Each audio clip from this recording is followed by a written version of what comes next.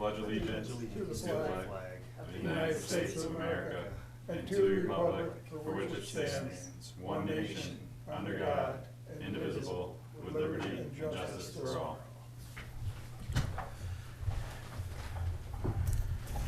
Good evening. On this evening's agenda, we have Mr. Goey won't be in for a non-public to start off. He's out, not feeling well. We're going to review the Building 2 lease, go over code enforcement practices, and we can chat briefly about the employee handbook, but we met on Saturday for our workshop. That went well, and we are waiting for the edits to go into the handbook, and then we'll review it again to make sure they're right before adopting it. And then we have our old and new business. Alright, so I guess we'll start right out with the Building 2 lease.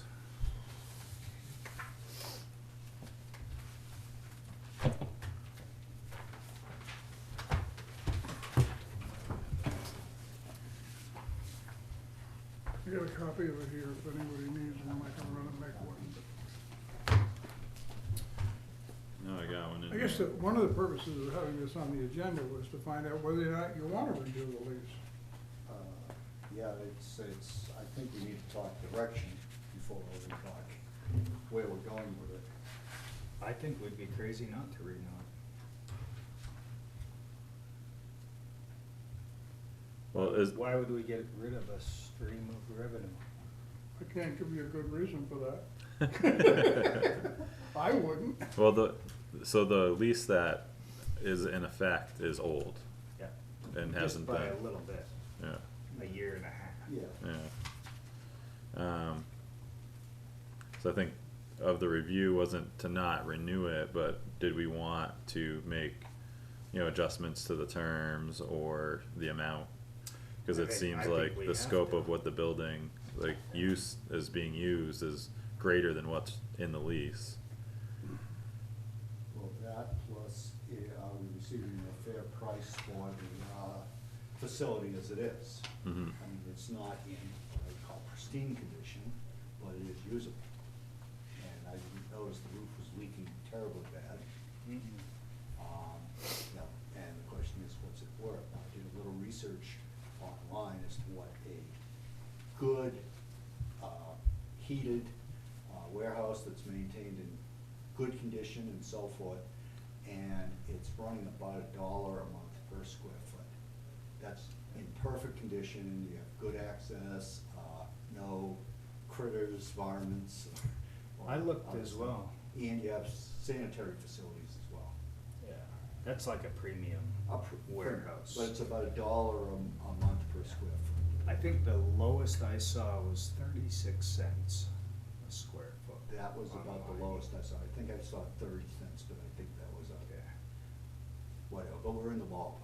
But this was a question that I had. Does anyone know how many square feet are there? 16,000 Including, include the mezzanine. including the mezzanine. Yeah. So that- 12,000 on the first floor, another 4,000 on the second floor, on the mezzanine. And they're pretty much using all of it, Correct. from what we saw. Mm-hmm. So we got around 16,000 square feet being used. Correct. That includes this end of the building too. Both ends. They're using both ends. They have the whole thing. And covered the with second it. floor. And the second Yeah, mezzanine. there's rooms here and there that don't have anything in it, but for the most part, Yeah. it's pretty much run of the building. Okay. So that would put us at around, what, 13? I think I did the math earlier. Is it 16,000 square feet? Times it all, that should be easy. No, what we're getting right now. I think we're getting $12,000 a year, Yeah. which is pretty minimal, about, what, 10 cents on that square foot? You're probably about 10 cents, roughly 8 or 9 cents maybe. Mm-hmm. 9 or 10 cents a square foot Yeah. per month.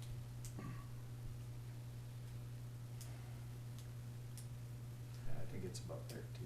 Okay, but, I mean, 13 cents a foot. compared to what's available, and, you know, still noting that it's pristine, I would think it's worth somewhere between, I'm gonna say 20 to 30% of going market value, Mm-hmm. which, at $1, you know, per square foot, you know, using it as a rough number, I'm saying it's worth maybe 20 to 30 cents a month per square foot. So 20 would more than double the rent. Close to, yeah, I think it would come up to 3,200, yeah, right? yeah. 20 cents, what? 3,200, so maybe you were right, maybe it is 9 cents. I mean, we know it's not in good shape, we know it doesn't have facilities, the lighting is spotty, I don't know what the heating systems are like, probably either non-functional or marginally functional. Do we even heat the building? I don't think we do. The I mean, contract Yeah. says they will pay um, for any of that, heat, water, utilities. So they have the option?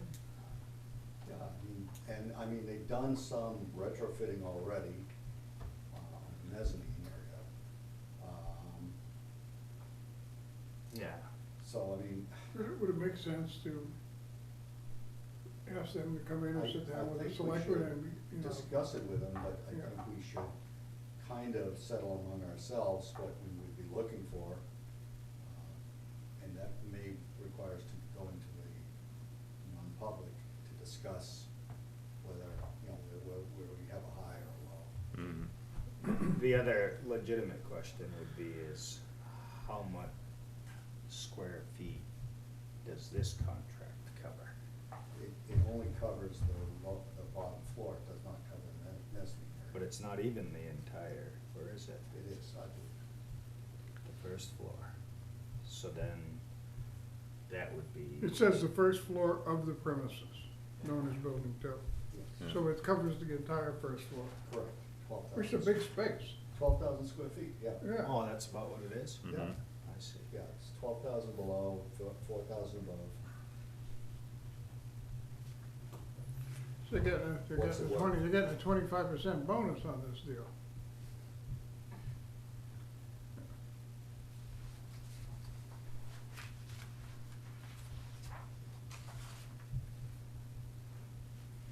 But the other side of the coin is, it is a revenue producer, and they have a lot of material stored there. I don't know what their current facility looks like off of Turnpike, but I doubt if they have that much storage readily available if they decide they do not want to rent. And how desperate are we to have them rent? Don't know. I Yeah. think we're better off having it rented than having it sit idle. I agree, There's gotta be an advantage to that, because they'll help us look after it. yes. Now, was this agreement pretty much, this price arrived at to offset the rent at the police? I- In theory, yes. This is what I'm wondering. I don't think it was, yeah, I'm not sure, like, what the full consideration. It seems like it was Was. almost equal when they first Mhm. let Warwick in, it became, it's a wash now. You also need to remember that I believe we're paying at least what the rent is, if not a little bit more, in insurance on that, on building two. I've heard you say that. Yes. I'd love to see Yeah, the bill for I that, 'cause remember that seems it- extremely I think we have high. the Primex data someplace. I saw it I can get it 2 quickly. years ago, I have not seen it since. mhm. Cause that would, you're saying, what number did you remember seeing? I remember seeing 12,000 2 years ago, and I think it got bumped to 14. Just for one, For just one- for building number Yes, two? I mean, our entire building insurance bill was close to $50,000. We need to take a look at that. That's a good point. And I will do that tomorrow. Okay. I can verify that with a simple phone call. Yeah, we should be at least covering insurance, if nothing else.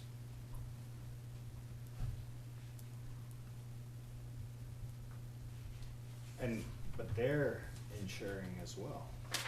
Their contents, yes. They have liability insurance, Correct. but that doesn't, it means, I guess, if they did something stupid and burned the building down, they would be liable. But how do you prove that? Yeah, and, you know, when we took our tour through, I didn't see anything that looked particularly combustible. Most of it was steel spindles and spools of metal and other stuff that, you know, Things you'd find in a textile mill. yeah, pretty much. A modern textile That aren't mill. used anymore. You know, they've probably updated the machinery. Yeah, They don't have it's almost like people who buy printers and the printer breaks and say, you know, one day I'm gonna get around to fixing it, and it gets stored in the basement for 10 years. I think we saw a bit of that, but that's none of our concern. We don't They can do care. whatever they want. Yeah, we don't care, but I'm just saying it's, you know, like an ordinary household, you know, it's worth something, but nobody wants to buy it. let me, for starters, get you all the cost of the insurance. You know, it'd be good though, Jim, to look at all the buildings in total. Or I can get everything. Yeah, that's what I'm saying, is if Yeah. you're gonna give us a list of insured buildings, should be able to get them all in one. I think Primex gave it to us at one point. Oh, no, it's there, I can probably get it online. But Okay. sometimes it's faster just to call them up and somebody hits a couple of keystrokes, next thing you know, I have it in the computer. Yeah, Now, would it be, wise to have a end of agreement, end of lease terms saying that there will be any property left in there will be billed to the, so supposing, like what you said, maybe they took this old copier and shoved it in there, now we tell them, okay, You don't wanna. we're clearing it out, and so they're like, just leave it there. You don't want a hazardous waste fee charge when this thing Well, comes to an end. I it mean, could be, a who pile knows of what it could be, electronics. there's a lot of stuff in there. Yeah, you don't wanna have to pay to get rid of something when the tenant leaves. That's my point. Yeah. When I bought my house, I put exactly that clause on my purchasing seal, because the guy did a lot of work in his own garage. He looked out of his garage, and had chemicals, so I said that everything had to be gone. I don't know, is it even worded in Has- here? no, I don't recall seeing in the lease that there's a removal clause. There must be something that rental, they usually just auction it off. I don't know if our attorney ever even looked at it. I think that was just written up as a quasi gentleman's agreement between the Board of Selectmen and the War of Mills. Wasn't this viewed as some sort of temporary thing too? It wasn't. Yeah, but they've been in there slowly Creeping and getting more, yeah. adding to the junk pile over the last, I'm gonna say 6 or 7 years, Oh, yeah. maybe longer.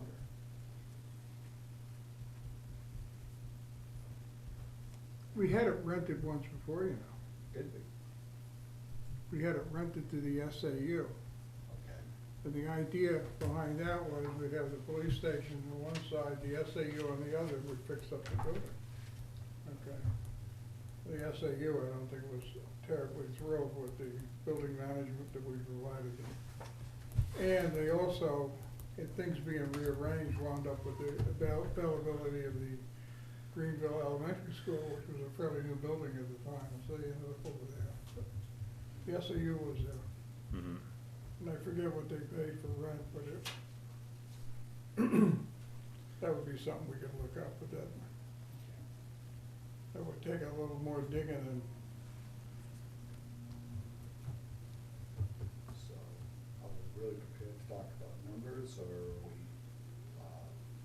going to wait for Jim to provide that insurance data and have a non-public session to come up with some strategy tactics? Yeah, I think, well, we need that insurance information just to see if we are, like where we're at, if we're paying more for insurance than, you know. Yeah, well, here's the thing though, is it does not matter whether, if I read the Primex contract correctly 2 years ago, and my memory is correct, it doesn't matter whether Warwick is occupying the building or not, the insurance is set at a certain price. 'Cause usually, you pay less for occupied space than unoccupied. You wouldn't believe the bill on the, old, schoolhouse on Main Street there. Mm. The school, that's schoolhouse, right, yeah. That was like $4,000 or something like that, what we pay every year for that. I look forward to seeing that breakdown. Yeah, we'll take a look at that. I mean, they priced it out, or they valued it, I remember this number, at like $500,000. Okay. Alright, so So- we'll get that and then we'll, The other thing to consider, we can get you the numbers on, and this is gonna sound squirrely, so just let me go through the whole thing. That building, it should be, and it was my understanding it is on the tax rolls. Because if a state or federal or local government leases or rents something to a private entity, it's taxable. So that building is on the tax roll. Now, that doesn't mean we have to collect, you know, we could put it on the tax rolls and then we could abate it or do something, but I think it's on the tax rolls. And the reason is it has become, because we've rented a taxable property, and it has to be included with our property inventory as to how we stack up with all the other towns around us. In other words, we can't hide taxable value from, because we're in the county and the county divvies it up. So, Interesting. does that mean we're paying taxes to an outside aid, No, we don't pay any taxes on Okay. it, okay? Or are we sharing the revenue with somebody? Well, it should be listed as taxable, Okay. or a percentage of the building listed as taxable, where right now it's 100%. That building becomes taxable. I can give, yeah, without getting into detail, I don't wanna do it now, but yeah, sometime if you want, I can give you other places where this is happening, mhm, where, state land along highways has been used by businesses to park motor vehicles because of a car dealership, and that becomes taxable, okay, okay? So it's the, what it has to do with, the total property value of every town in a county gets stacked up as to how you apportion out the county's expenses, so you have to take everything that's taxable, and that is taxable. mhm. I know it sounds squirrely, but Sue, what do we have on for next week so far?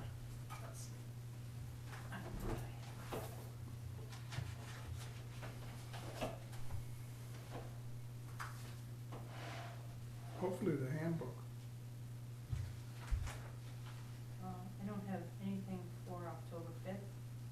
On the 12th, I have the budget kickoff. Okay, now, so do you think, like, we should discuss this next week? You'll have that, that Oh, seems yeah. like it's easy enough information to get. Oh, yes, it's Okay. easy to get. Okay, We need more discussion before we invite them, I would think Yeah. so, because we Contract need to renewal. establish negotiation. what we Mhm. believe our position should be. Yeah, you have to, one position, not Something to three. Come to the table with. so, And that, so the contract or lease renewal, that would be done non-public, or is that a public? Our discussion would be non-public, the, With Warwick Mills, I mean. yeah, no, the discussion with Warwick Mills, I think, would be non-public, non-public. yeah, So that could be, and then results, you know, are public, okay. yeah, Or you could have one selectman, you could pick one selectman if they have one person to discuss it with them and bring it back, or, there's lots of ways to do it. yeah, If you do that, then you're not really at a meeting, yeah, and that makes it simpler. If you're all on the same page, that works good. Yeah, yeah, I'd like to hear what they had to say anyway, myself. Yeah.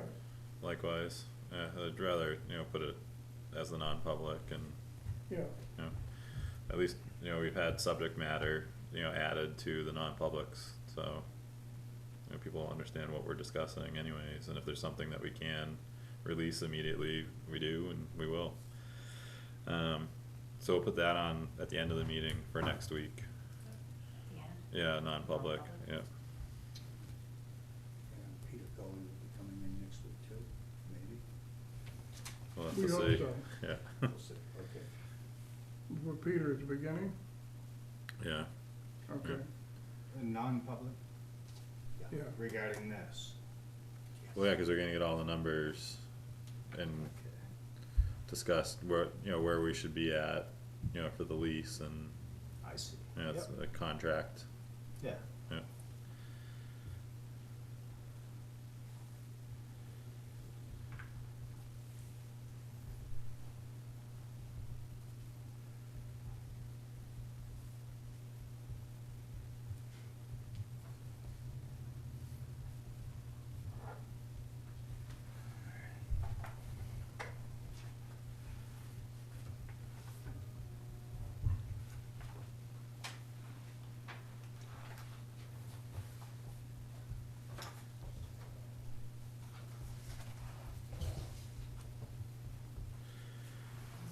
Alright. Code enforcement practices. What do we have? Was there a specific concern that generated that? I missed something. That's the next item on the agenda is code enforcement. Yeah, I get, it's really a question for me. Okay, What do I do when I get two neighbors at each other's throat, okay? Or the one neighbor says the other person's living like a pig and the rats are coming into my house.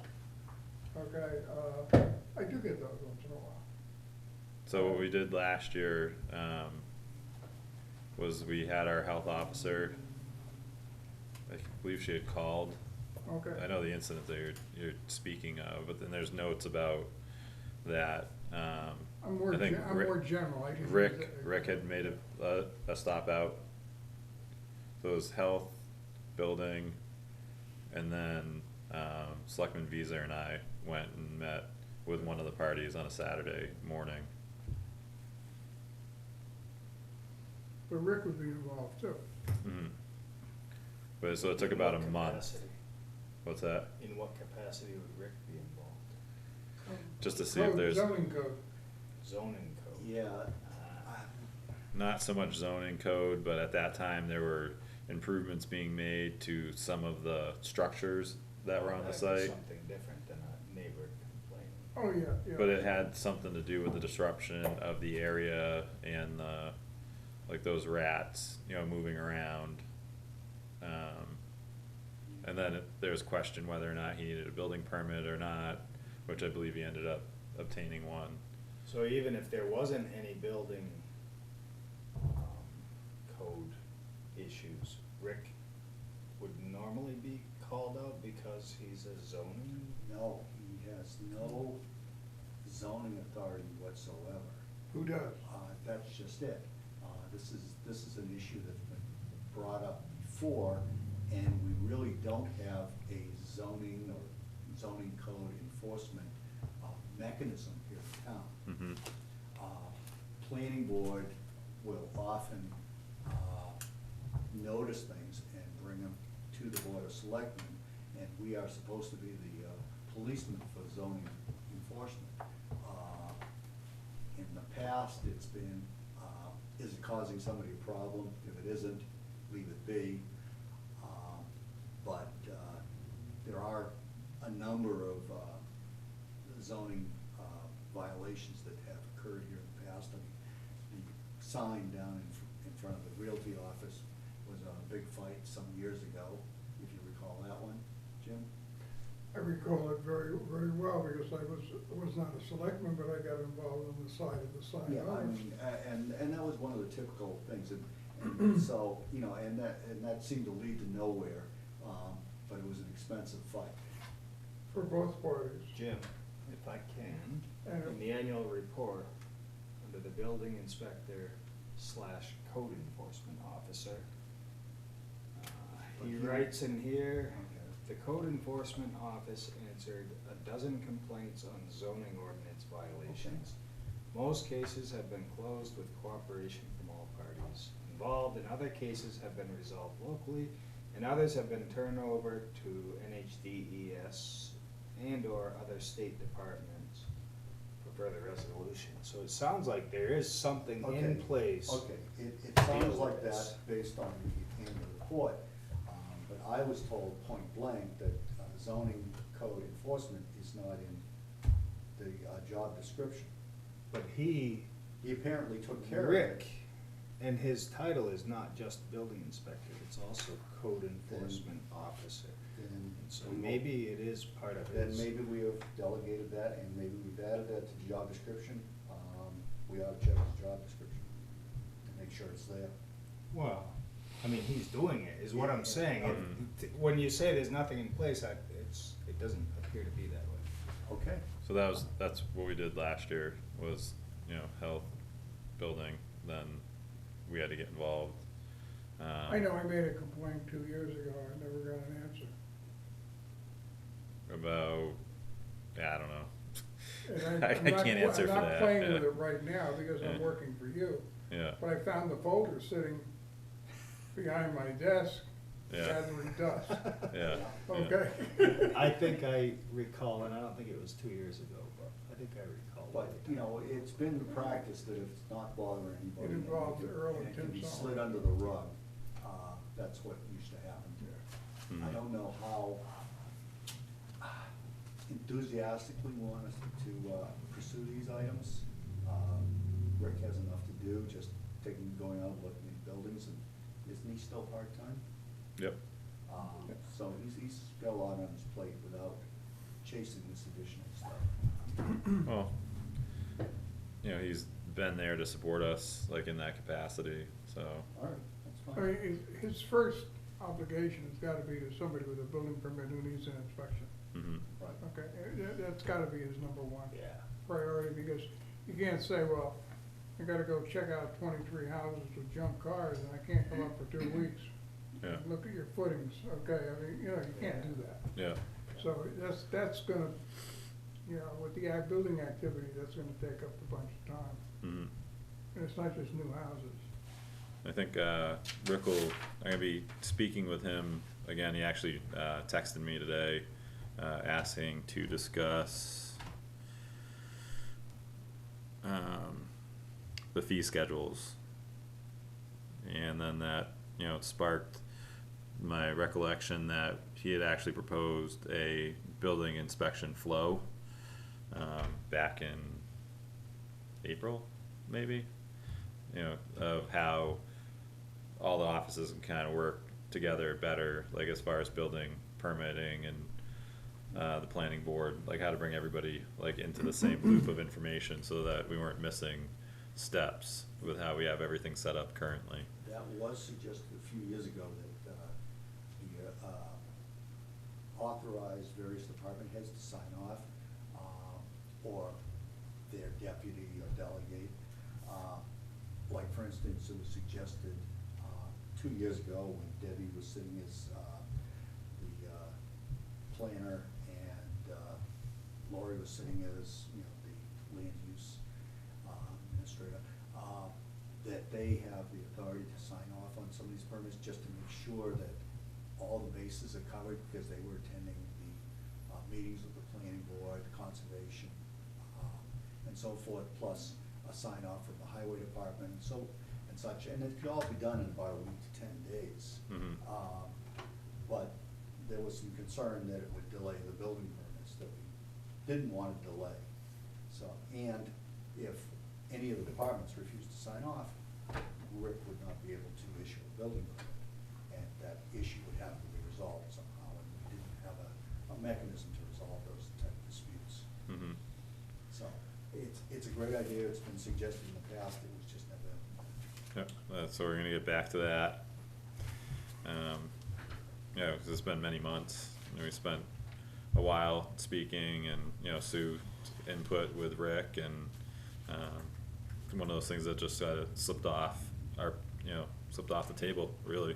One thing I did notice since I've been here is that the software used for the building permits doesn't interface with the assessing software. The interface is you and Jennifer.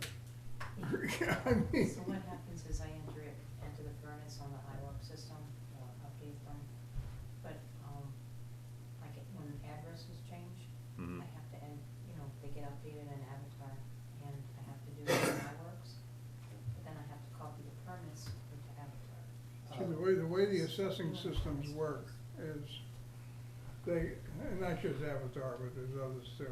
The way they work is you put something in on a property which says, at a certain point in time, we gotta go out and assess this for next year, okay? And so, a building permit has gotta somehow appear in the assessing program. And any changes that come in addresses, in order to keep two databases relevant, Jennifer gets the stuff from the registry of deeds, the sales and stuff, that has to make its way over to you. This is a lot of time, okay? And the two systems should talk to each other, so we need to look into, You mentioned this about a week or two ago, didn't you? That one of the software suppliers was willing to write a interface program? for some programs, but it's not, I don't know about these two, okay? I was talking about another pair of softwares where one would write an output from an assessing program into a billing program. They would also write from the assessing program into a permitting program. I mean, these things all fit together, okay?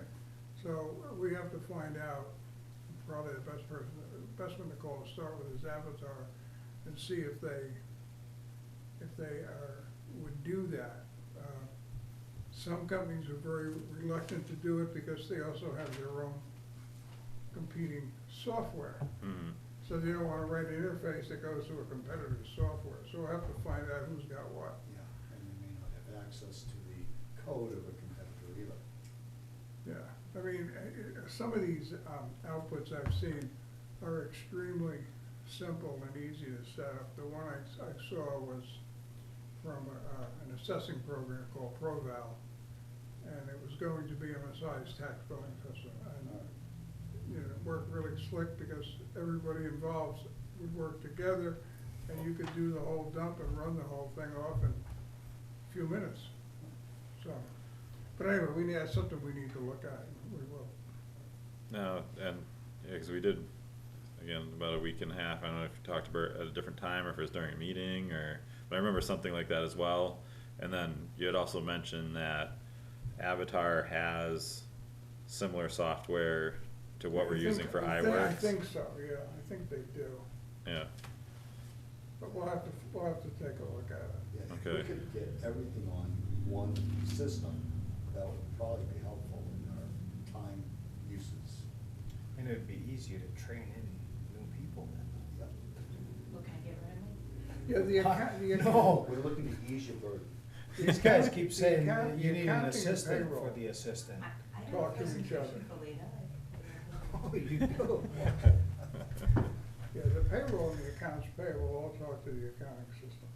Those are fine, okay? You can interface them with a tax collector and a clerk, but it's just not worth the effort, okay? But in this particular case, if we could do something with it, but it's not easy to change software because you get this stuff with like the Avatar assessing and tax collecting system. There are actually two, and the assessing talks to the tax collector. Okay, the two modules.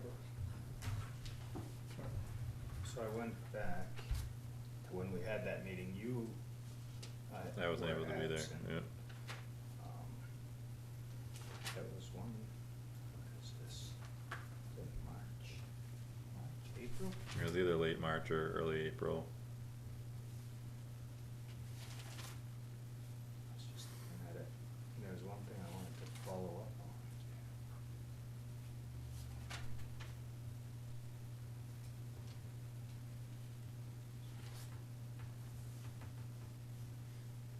There we go.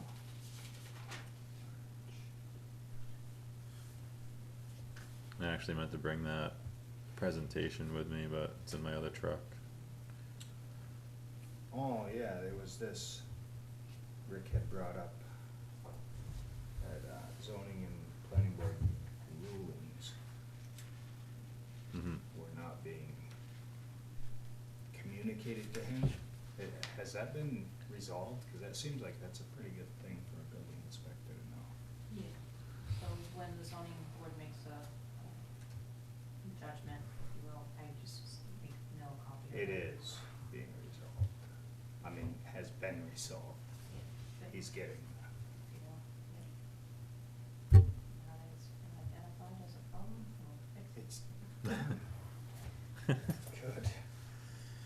Alright, As best we can. so were you gonna look into that, Jim? The iWorks Avatar interface? Yeah. Okay. Yeah, And then, you know, that's kinda off from where you were going, but, Frank Volpe is the health officer, yeah, Yeah. no, I know. yeah. So if you want, start with him again, we'll just start the process over and see what, you know, if anything's changed from Well, we last wanna year, keep if it's the running around same. circles over the same two houses, but Yeah, there's more than two, yeah, yeah. cause all we But heard was he's from a health one, officer, yeah, so he's not concerned if you got 50 junk cars in your front yard, unless it's a health He issue. has nothing to say about that. Right, yeah, but you do. but mice, yeah, yeah, But anyway, so why don't we, you know, we will forward this as it comes into him, and if we have a health concern. yeah, health concerns, and then other concerns would be, I think even Rick went and looked at, a house that had a bunch of cars on it and worked through with the property owner.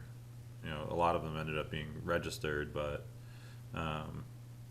which ones he needed to remove from the property and things, and that was just last year as well. So, I guess non-health related would go to Rick directly. Right, Yeah. I remember, this was on Fox Farm Road many years ago, there was a large Volkswagen collection. Mhm. And the answer was we couldn't do anything because they were all registered. Well, he had been in to see the town clerk, but we then discovered he never went to the motor vehicle, because he registered all his farm vehicles. It was like 30 or 40 of them.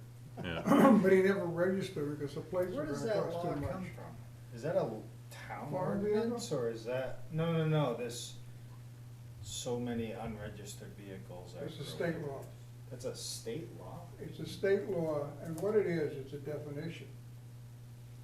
That if you have two or more unregistered motor vehicles unfit for use on a public highway, you have a junkyard.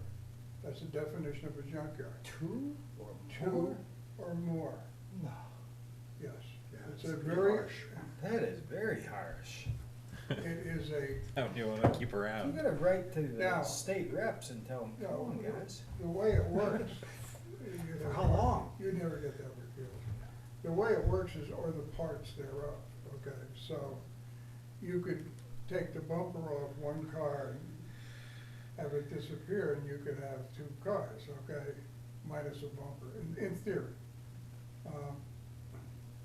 It's, for people who are hobbyists and things like that, who may have a garage or a barn they work out of, yeah. But what it means is that it's not that you have to get rid of them, but then you have to go to the selectmen and get a permit. Because selectmen issue permits for junkyards. That's right, I remember renewing. it. Okay. So you guys, we have a junkyard up here. It's the only one in town. Mhm. You know, that's legal. That's a legal junkyard. But, you know, if you got somebody with, 6, 7, 8, or 10 cars with grass growing up through and a tree coming out the top, I mean, Yeah. Well, on the other hand, there are certain individuals here in town who are collectors. And the problem is they own some very high-priced cars which have a very high registration fee attached to them. And they don't wanna really put them on the road, they just collect them and like to look at them. So they built garages for them, they're housed inside. and Jay Leno. Jay Leno personified. Yeah. And they don't register the vehicles, but they're in pristine condition or close to it. That's okay, because they're suitable for use on a public highway. Yeah, but they're not registered. It's okay, it's not just the registration. Yeah. Oh, they don't? No, it's not just the, people think they register something, they can get away with it too. Mhm. The registration, you know, that's, you know, whether or not they're registered or, there is a local tax on motor vehicles. So I would have to look into that to see, well, if you paid that, but you didn't wanna put a plate on it, and you got yourself a 1937 Maserati sitting in the garage. But they don't cost much. Yeah. Those antique cars cost very little Yeah, to but I'm register. talking some of the more modern, I know. muscle cars, Yeah, if you will. but I'm not, when I say, I'm not looking at that. I'm looking at something when I can drive down the road and see a pile of junk, okay? I'm not talking about the guy that has a few cars parked next to the house and it's all lined up, that's their business. But when you got junk cars laying in the woods, it's pretty easy, you know when you see it. Mhm. All right, so close that part out. Yes, On to old and new business, so administrators updates. Okay. What do you got? The handbooks we're gonna do another time? Next week, Or did you wanna make any comments? probably, about- well, whenever they're ready, the handbooks. Did you wanna make any comments about, the handbooks that won't be Or the in workshop. Yeah, so we had the workshop, it was noticed, Mhm. Saturday morning, to go over, review and edit the employee handbooks. We made numerous adjustments and we're waiting on a final draft copy, to approve, and we'll get those out. okay, moving right along. KPMB, which is the contractor that's doing this building here, Okay, will be starting in 3 weeks, roughly 3 to 4 weeks, 2 to 4 weeks. Right now, they've sent me a 40-some odd page document of all the parts that are going into it.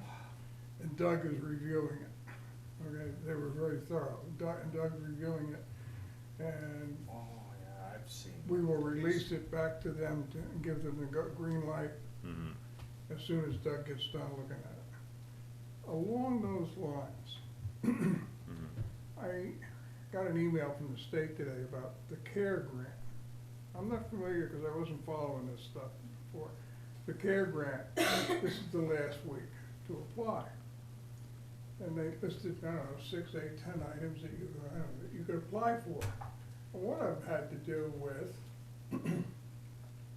putting something in an air handling system that would reduce COVID and other sorts of airborne pathogens and things like that. So I talked to Doug about it, and what we have going in wouldn't qualify for that. But there are devices that we could put in to the system we're putting in that would effectively do that. So I guess my question is, do you want me to see if I can get us in on something like that? Did he Yeah. put the cost benefit in that? How would that? Is it? Well, worth this thing would that- pretty well pay for it. I mean, I'm not It looking would at pay spending- for itself, not for the whole system. No, it would pay for what we would have to add to it. That's what we're looking at, and that is, But that would be the installation of it, then we would have to Is it- maintain it for. there's an ionization device that could go into the units that are going in that would provide much cleaner air. cause that CARES Act money was money that I thought we had passed it up and the deadlines had all passed, but maybe they're looking to, I still got this, there's still a deadline, yeah, and, you know, to show some interest, so I guess, you know, we could still at the last minute, when they could approve it, so we could say, oh, time out, no, we don't want it. mhm. Uh, Cause I know that there were would we have things an that interest? the fire department could have done that would have qualified, to get that CARES Act money and have, you know, a good use for it. I don't know what the good I'll use say. is, though. Yeah, I don't recall what it was, but even when Meredith came in, a couple weeks ago, she had, you know, made a statement that, She was pretty upset that we had passed up, looking into getting any of that, Was there a grant reason? money. Was there a reason why we passed it up? Well, the previous administrator had, warned us against it. Strings or something? With not much, he didn't feel like, we could make any use of the money, and I guess at that time, there was, kind of the same boat, there wasn't a lot of information on what it could be used for, and it seemed really specific to COVID. So if we had high, like extra expenses directly to do with COVID, then, you know, we could use some of that money to offset the cost, but we didn't really have any, excess expense. But they've got money in there for, let's just forget the word COVID for a minute, but for creating a healthier atmosphere inside the buildings. Okay, there's money in there for that, Yeah, okay? And, you know, should I fill out a form and pursue it? Yeah, I mean, I would ask what kind of maintenance is involved in keeping them systems running. I have to Because, ask. I mean, Doug thought they were not too terribly expensive and worked very efficiently, and they were good, but they just weren't part of the RFP. that we put out. The other understand thing I you would- have to clean the, dust that drops out of the atmosphere. Whether or not we do maintenance, I don't know how much maintenance we actually do. If you don't do the maintenance, it doesn't work. Right, that's what my next question was gonna be is. I don't know, I don't know the answer, just. No, but I'm saying like this system, if it were to fail with the whole heating system. No, No, no, no, no, no. it doesn't That's affect bad. that, it just, if you don't do the regular maintenance. It's not doing what it said it would. It just doesn't do it. Some sort of ionization. Yeah, it just, what it does is it's like how your TV screen collects dust, it works the same way. Yeah, only it's got it's got a TV screen that really collects a lot of dust. Yeah. I guess short answer would be yes, right? Look into if we can get the money for upgrades of different things, or, Doug thought it was worth looking at. yeah. All right, I mean, if you wanna take a peek at it, let us know. Doesn't hurt to ask a question. Most of the time. And then where was, KPMB, when were they starting? In 3 or 4 weeks.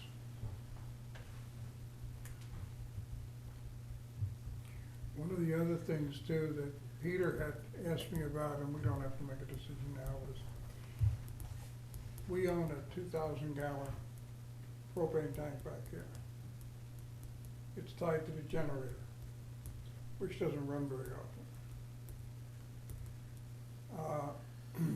They were looking at putting a 1,000-gallon tank in over by the highway garage. And Peter thought it might be more efficient to just dig a trench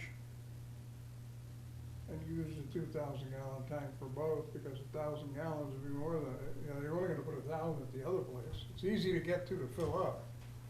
Where is it? I don't know, it's back here, so the other side of the building, The two tanks? the one tank. Oh, There's a Yeah. 2,000-gallon I tank. think it's on the other side of building 2. Two, yeah. And it was originally designed to run the generator at the police station for a week at a time or something. Yeah. So it's full, it sits there full of propane, yeah, doing nothing, okay?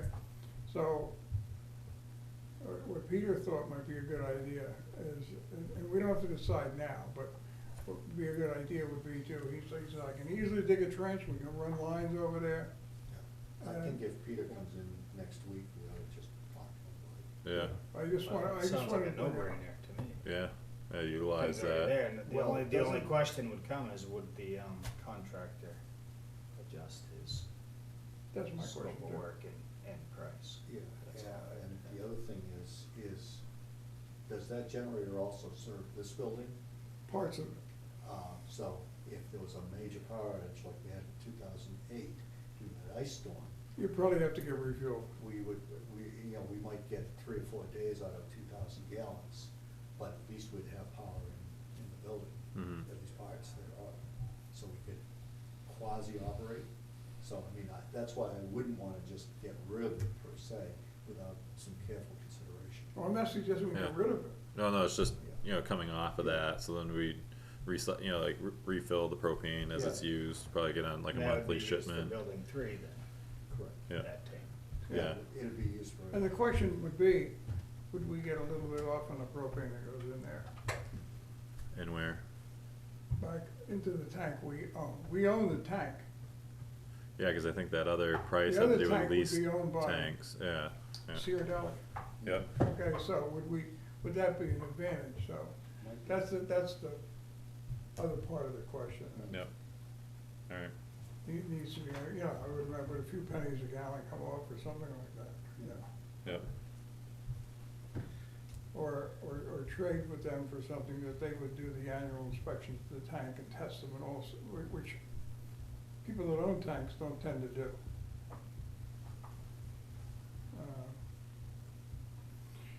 Okay, we have no response yet from Carrier Management, but they would have just gotten the reply from our attorney, so I'll keep you posted on that. Did we give them a time frame for a reply? I Don't recall reading that. I don't recall that there is one, but common sense says they ought to get back in a week or two. It isn't hard to figure it out. Yep. I mean, it's pretty straightforward. Either you're confident you can do it, and you'll take the one that costs you nothing, or, which has a risk if you fail, or you pay us $15,000 and you're on your own. So, okay, so I got here a poll license. Any of you familiar with poll licenses? Okay. Telephone companies and power companies cannot set a pole on a town right of way without obtaining a license. And we should have in the clerk's office licenses for all these poles out here. Now, that's on a town road. State highway is different. And this here is a license for a pole going on Old Peterborough Road. And they send these things out and selectmen sign them. And I can remember being a selectman in the 1980s when this town went through a wild growth, okay? We were getting these things almost every week. They were setting poles all over the place. They were also replacing a lot of poles and redoing them because the ones they had bought from the town, or the New Ipswich Electric Light Company, were getting old. So it requires, there's 2 copies, it requires selectman's signature. There are 5 or 6 places to sign because some boards are bigger than others. And then there's a bit of a diagram that shows where this thing is. And the reason I wanted to mention this is because, and I had mentioned this to a previous board, that there is you can charge for the use of a right-of-way. It has a parallel to us having to put this on the tax rolls back here because somebody private's in it. mhm, Some private businesses using our right-of-way to deliver a service, we can charge them for the use of that right-of-way. And you have to go through and you have to modify your pole licenses.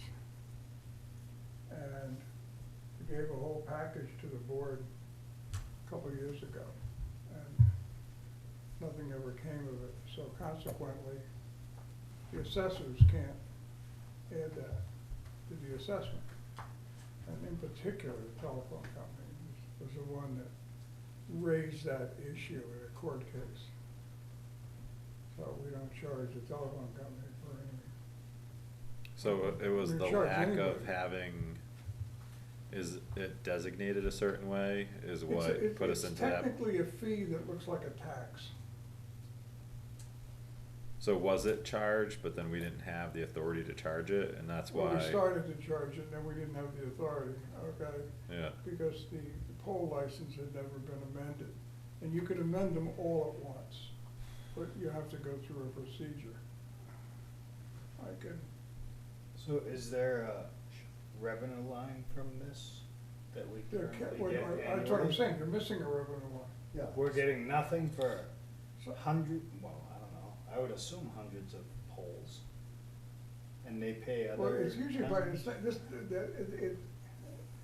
the pole license affects it, but it's based on mileage. Okay, how many miles of road do you have? And what the value of the use of that right of way is. Now, that value, in all honesty, would vary. On Old Peterborough Road, it can't be terribly high. There's Plus the nobody cell up there. tower goes up Isn't there. Old Peterborough Road a discontinued road though? Doesn't matter. Doesn't matter, okay. If it's a class 6 town road, it counts. Okay. I know it was class 6, but it was discontinued They- class 6. I would venture to guess that PSNH/Eversource has a better idea of class 6 roads than most towns do. Now, do you remember, did you get any response whatsoever, like, to the request, to update the poll licensing, or? No, it's all done by the selectmen. No, that's what I mean, from that board, cause you said you gave it to them, and then they didn't respond at all, or? I got a gentleman that sat somewhere in here and sort of acknowledged that they had it and looking into it, and the assessors left. Was there a reason, like, what would be the reason not to? I can't give you a reason. I don't know. Okay, What- Okay. So this was done in the past, you did it in the 80s, and was it a substantial? Well, no, we didn't, in the 80s, we didn't do it, but in the 80s, there were a lot of these coming in to be signed. And so So- people were more familiar with it all over the state, because there was a lot of polls being added. cause I So I know, can understand then, do these licenses need renewal periodically, or is No. this a one-time fee? It's a one-time deal, but if, Ah, but, you know, for example, it could very well be, they wanna set a pole at a certain place, like in the middle of the village square. No, you're not putting a pole there, you're going around here, okay? So there can be cases where selectmen say, no, this is inappropriate to put a pole here. Okay, we'll come up with something different. yeah, It doesn't happen very often because they're usually pretty good about where they're gonna put it. Yeah. But I'm talking about two different things. This is a pole license. yeah, But all these licenses need to be amended so that as part of the licensing, we will be charging a fee for the use of the right of way. I see, and that has never been done. That is what's never been done, and that's what was given here a couple of years ago. cause that's expensive. To get something like No, that that's done. expensive, like, it's, if I'm understanding what the litigation was, cause we just closed out like PSNH or Eversource, like, you know, Yeah, hit a bunch of the towns, like, for improper assessments. We were a part of that, and, well, we yeah, decided to close it out at, you know, a certain threshold Sure, of yeah. dollars, and then another one came through, cause they did it again, like, for another grouping of years, and it just seemed like this thing that was gonna continually happen. we won 90% of the battle Yeah, in yeah, reality, okay? but would the like that renewal or the adjustment, like, would that fix our legal position, or? I don't know if it affects our legal position, but it would, I believe, increase our revenue stream on an ongoing basis or annual Yeah, basis. you get a little more revenue. I mean, it's not tons of money. No, Okay, it's but you probably get a a few li- $1,000s or something. It's more than that, I think, but you'd get some money, okay, for this. And it wouldn't cost you much money to take the time to do it. And I think what we brought here was something that, I hate to use the word kit, but it was pretty much a do-it-yourself kit on how to do it. Here's all the instructions, here's what you do, here's the notices. In other words, the whole thing was doped out. I don't know where it went. Hmm, So that was something that the selectmen could have filled out, filed, and, Yeah. or would we? Well, need- they'd have to do a show and tell out here, so you have to do that. You have to do your piece out here. So where we'd you have go to do over a and public explain. hearing of sorts? It's like a public hearing. I've been to them in other towns, I've been involved in other towns. Do the utility companies typically send a representative out there? No, they didn't, the last time I saw one, they didn't No, bother. that's just standard operating procedure for them, they expect it. They don't like it, But they'll send a what lawyer. we have is we can charge for the use of right of ways, but we need to amend the poll licenses. Well, if you can find the paperwork, send it our way. But we can put that on the list of things to do. I mean, we got budgets to do too and Yeah, everything else. so I no. mean, We have a but list here's of the things to poll do. license. We And have, these poll licenses a are- list. These poll licenses are filed in the town clerk's office, not the selectman's office, Okay, by law, by statute. I think this is the first one I'm seeing. Yeah, I remember that court case as far as. I can remember in the eighties getting stacks of them in one week. Hmm. Yeah, and then right when we closed that out, Wouldn't like the just before, subdivisions have to- another one came, Hmm? in which I'm Wouldn't a subdivision? surprised I haven't seen create anything these? in a while, but, No, if you put a subdivision in Mhm. and the road is still owned privately, then the town doesn't get a poll license. yeah, Now, what if the road turns into a town road? That's a different ballgame, doesn't it? Then you establish a new license set for those polls. Which probably hasn't been done. That would be part of this amending. Yeah. And we've accepted. But that is a $64 Town question. just, Accept, a couple roads 2 years ago, excuse me. They just accept a couple Mhm. roads. yeah, and then another one is on the slate for this year, yeah. Um, Yeah, I'm gonna guess what typically happens is that they went in without a poll license because they went in as part of the, that they were privately owned. But when you amend all the poll license, you capture everything. Mhm. That's a public road. And nobody's gonna run around with a tape measure.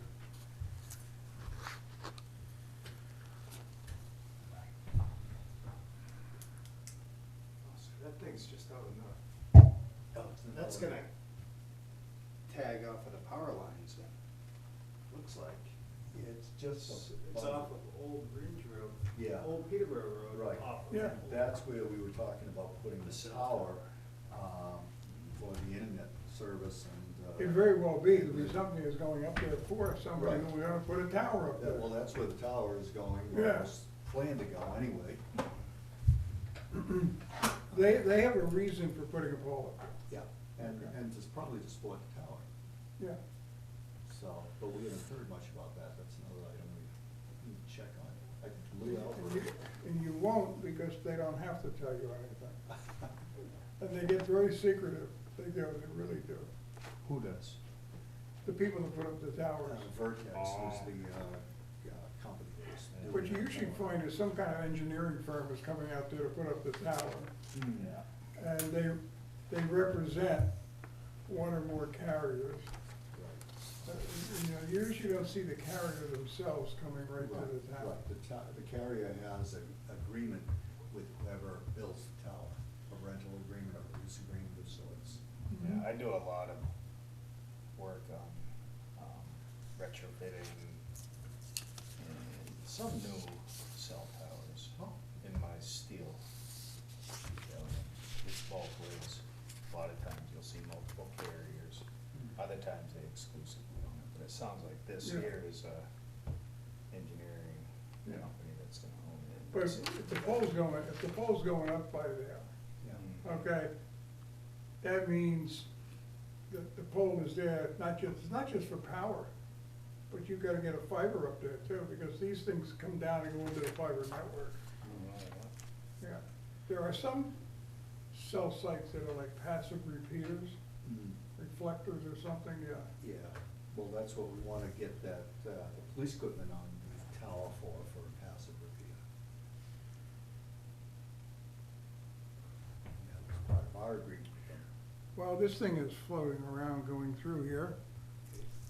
I learned today that we had a police car that was involved in an accident on October 12th, 2020. That sounds like Columbus Day.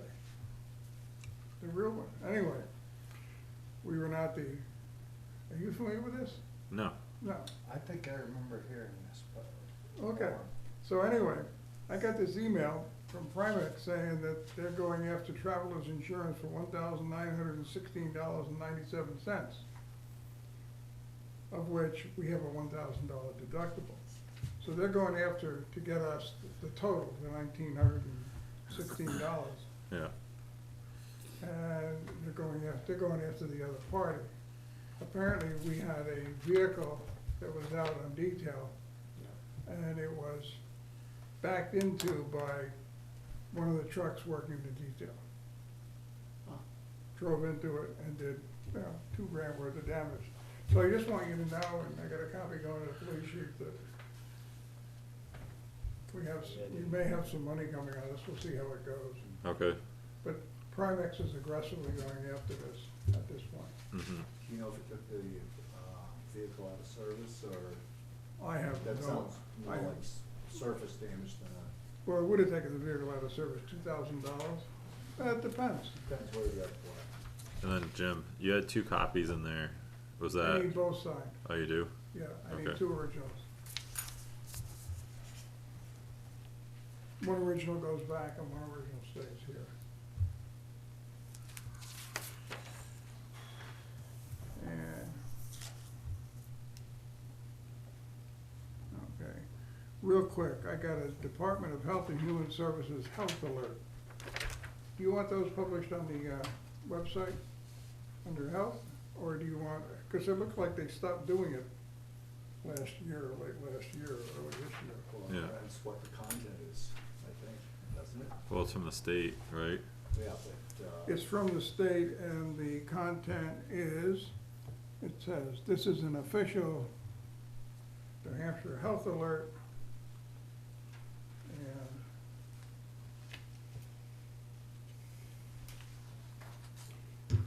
it's, vaccine booster dose recommendations. I personally don't wanna get involved in a debate, Mm. but I think maybe we should show it. This is, if we have a habit of showing them, okay, well, where would you show it on the website? Which, the health page. on the health page? Yeah, why not? There's a spot there for New Hampshire health alerts. All right. The health inspector? No, it'd be health page for the, we have a health page. And it's got health alerts in there on one side, it's got a bunch of stuff. But I would say this would be a one-time thing. I don't know. I mean, is that, but because if we start saying, yeah, let's do this now, does that fall on Sue, who we've heard is already, already has a presentation ready for us? So this is what I'm wondering, because if it's available at the state, we could just put a general notice, please check the state HSS. I'll link to the state anyways. Yeah, let me ask this question though, how much effort does it take to pop something on the web, on our website? 20 minutes maybe? That's a Right. fair amount, It- plus then It depends, I'll you write have to something remember on it too. Yeah, So most people don't go searching through the, maybe they do, I don't So I know. think it's more, would fall under our health department, right? Yeah. And, there's a lot of, all the executive orders and all that Yeah, is under that, so that's where this would go. As Yeah. just a, like a clickable, right, right? yeah. Are you looking on the You are the state? Board of Health. No, our Our town. board, So who's on the health department? in You town? are. No, The selectmen are the Board Oh, of Health. along Frank, with Frank the Full health is our health officer. Who did all that other posting? It must have been Scott. But you are the Board of Health, don't, you gotta remember that. Mhm. In other words, the town's Board of Health is the Board of Selectmen and the health officer. So, You're everything, if nobody else has it, It's you a lot got it. more than are we this also one hat. approving septic systems? Boards of Health on Where? approved septic systems. New Hampshire does. State does. I know the state does, but. He said there's no harm in asking questions, but I'm starting to see harm in asking questions. You don't want, ignorance is bliss or what? I don't know. So I say yes, Jim, It put has it to up, be done. put it up under the health page. Yeah. Okay, real quick, the last item I got was you asked me to look into and get an opinion on tax maps. Which I did. And, one quick thing before. Are we a member of the Nashua River Watershed Association? Or should I forward this to the Conservation Commission? I'd say it's a consequence. I mean, I think it belongs with them, but, Yeah, okay. that's consequence. I got this, it's addressed to the selectmen, so maybe they got a copy too, if somebody wants to take a look at it.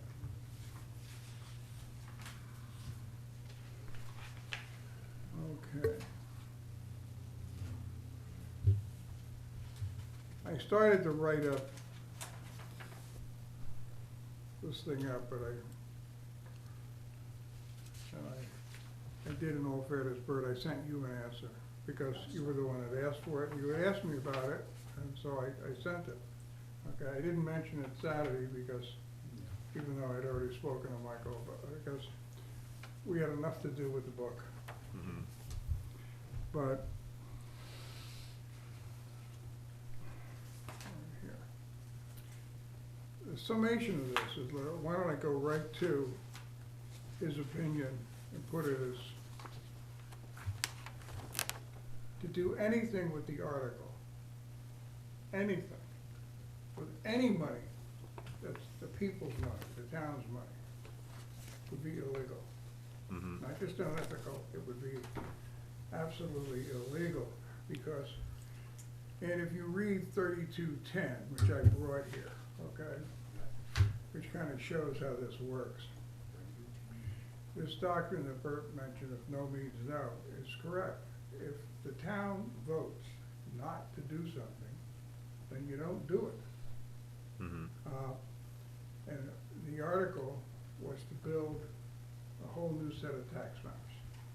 That's at the core of the article.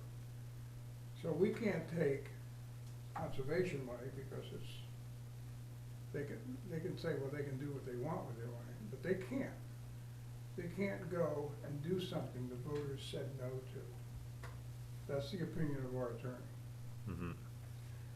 On the other hand, the item in the budget is a totally different item. Even though we're talking maps that represent taxable properties, one is all new maps and the other is maintaining the maps we have. Yep. So that is still there. There's an appropriation for that. And in a budget, you could transfer money in from, you could take 50,000 out of the highway and put them into those tax maps. But you can't do what that Article 14, I think it was, said you were gonna do. So, I guess the bottom line is in my discussions with him, sure, you can put the maps up on the web, put other things on the web. Or you can take your assessing data and take an output from that and stick it into the map so that when you look at the map, you can click on it and go. That's fine. It's no different than the updates we just paid for, which was the updates from 4/1/20 to 3/31/21, which we had done, and we got the new maps back, okay? That's all part of updating it. So they're two separate things.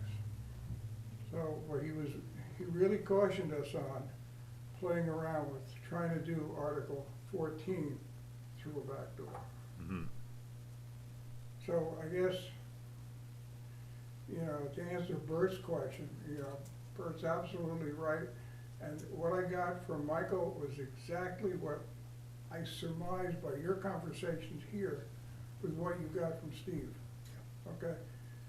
But they were focused on Article 14, okay? So I don't see any problem with, if there's money in a budget for the assessors, of them you know, putting something together so when they click on the screen, they got this or that. I mean, it's all day-to-day stuff. And that's what that line item is for day-to-day maintenance and upgrades. Yeah, So, you know, I hope you're, and I try to be as objective as possible when I ask the question. And he had the article in front of him when he answered the question. Mhm. Michael did. And, So, there's, nothing that the Conservation Commission can legally do. that's the opinion of our attorney.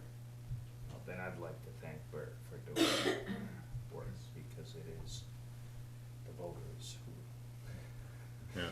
we represent. I, you know, Can we pass that opinion on to, Mr. Yeah. Lane and the rest of the commission? yeah. I will pass that opinion on, okay? And Now, another part that, Bob had brought up was something about it being within a year, like the calendar year from the vote. So if he just waits a year, I'm just letting you know all the angles that, you know, he had mentioned. Right. But if you embark on a 2.5-year project, you gotta maintain what you got, and that's what the Board of Assessors is doing. Yeah, I'm not talking about that, Yeah. like, I'm still on the Conservation Right. Commission's, yeah, cause he still believes that, Come 15 March, I believe the one-year period has expired, and I think he can go ahead and do it once. There shall That's be a probably- non-lapsing article for a period of 4 years. Yeah. What does that mean? It means that it would take 4 years. It'd take 4 years to do it. Or But if it's it's only done in sooner. effect for 1 year? well, like, the work would take the 4 years. Well, okay, well, I guess that begs the question that Sean's asking. And, you know, you've got me reconsidering, because I believe that, you know, after 1 year, the Conservation Commission could go ahead and do the work that we're all in favor of. It's possible. But if there's one vote on an article, when does that vote lapse? Or is it a If there's a vote? no vote, Yeah, I'm gonna say the next town meeting could correct yeah, it. that was my understanding. The next town meeting could correct it. Whether or not the next town meeting, if you put the article back in and it passed, that's fine. Whether or not that 1 year, you know, If the article is not reintroduced, right, does it, when What does does it that lapse? do? Yeah, Yeah. when does it expire? There is no. Is there's gonna be an the, expiration. the article expired the day it was voted down. Well, then Correct. why is it illegal to do anything with it? It's illegal to do anything in that fiscal year. Right. Just that Okay, fiscal. that fiscal year. Yeah, that's what I was getting at with the 1 year. Let me just, I got a couple things highlighted, maybe they'll help to answer the question, okay? This Article 3210, that you're quoting, it's got to do with the transfer of appropriations. And it says here that if an appropriation is contained in a separate article, which this was, that article or purpose shall be deemed one for which no appropriation was made, and no amount shall be transferred or expended for such purpose. Okay? That takes, and that definitely kills the other one, okay? The other side of this is the town or district meeting, and we don't do it this way, but may vote separately on individual purposes of appropriation contained within any warrant or budget. So, warrant article or budget. So we could get into, well, Article 2 is a budget if you don't have a bunch of other stuff, okay? You could get into Article 2 and zero out the maps, okay? If they did that and voted that down, you're not doing anything with the maps, you're not even putting a thumbtack in them, holding them up on the wall, okay? You're dead. Okay. But such a separate vote shall not affect the governing body's legal authority to transfer appropriations, provided, however, if the meeting deletes a purpose. Okay, in other words, you could you could cut something in a budget. And the budget is not just the Article 2, the budget is other articles that are not special articles. And so you could cut something in half, but you, the selectmen, could still transfer money into it for that purpose from something else. So, But if they zero it out, or they say that we do no longer want to fund this specific purpose, like say, for instance, at the deliberative session, they say, we no longer want to have a town administrator, and they zero that out and specify that it's for town administrator, that portion of that budget line item cannot be funded from any other sources, what you're talking about. that would be my take on it, yes. Okay. But then you'd go and hire a town, selectman's assistant. Well, yeah, you could do something along that line, but you're. But you can't use that money. You're kind of or dancing that. through the raindrops there. Yeah. No, but is that, I'm just wondering if that's what would happen, like, But, I mean, no, but that is, if it's a specific purpose, and you have to make sure you don't tiptoe into the gray areas. yeah. There definitely. hasn't been too many absolute no's. I Right. think there may have been one where a town did away with the police department, Fund the- zeroed it right out. But Yeah, I mean, How did that end? then they call the sheriff and hope for the best. They You're have not to talking pay a him very, like we- you're not talking a very big town, Mhm. okay? You're talking something small. But that was the end of the, everyone who worked at the PD the next day was like, yeah, it's gone, out of work. out of work once the, took place, yeah. I mean, I guess that's one way to get rid of the police chief. I'm not sure, I don't wanna mention publicly the name of any town, but Okay. sometime afterwards I'll mention to you which town I think it was. Wow. Where they literally did away with the police department. Okay, see you later. Okay, so that's what I got for now. We got bits and pieces of budgets coming together. I got people with appointments to come see me to get something put together. We'll Have be all the constructing departments budget. been contacted now? I've contacted every major department, Okay. okay, and I've gotten positive response. The only one I haven't gotten too much response from is the fire department. Mm. I'm assuming there'll be less. Yeah. But in the meantime, I got good response from the police department, I got good response from, Peter, and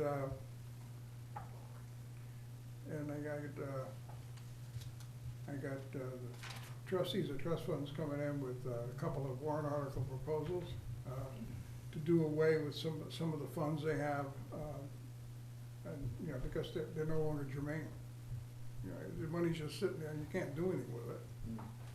Mm. So put it back to the people. I did speak with the BRA today, and trying to find out where everybody is on tax rate setting, because that was my first and initial goal when I came here. And we're on track, we're fine. They're still waiting for the Department of Education to sort out the schools, but the school has their stuff in, as best they can have it in. Okay. I'll keep you posted on that. But we're not holding it up. That's good to hear. So as far as waiting the year, like the fiscal year, you didn't say one way or another, and I didn't really hear it in that. And I don't know where the fiscal year part comes in, cause you had mentioned it, Bob had mentioned it.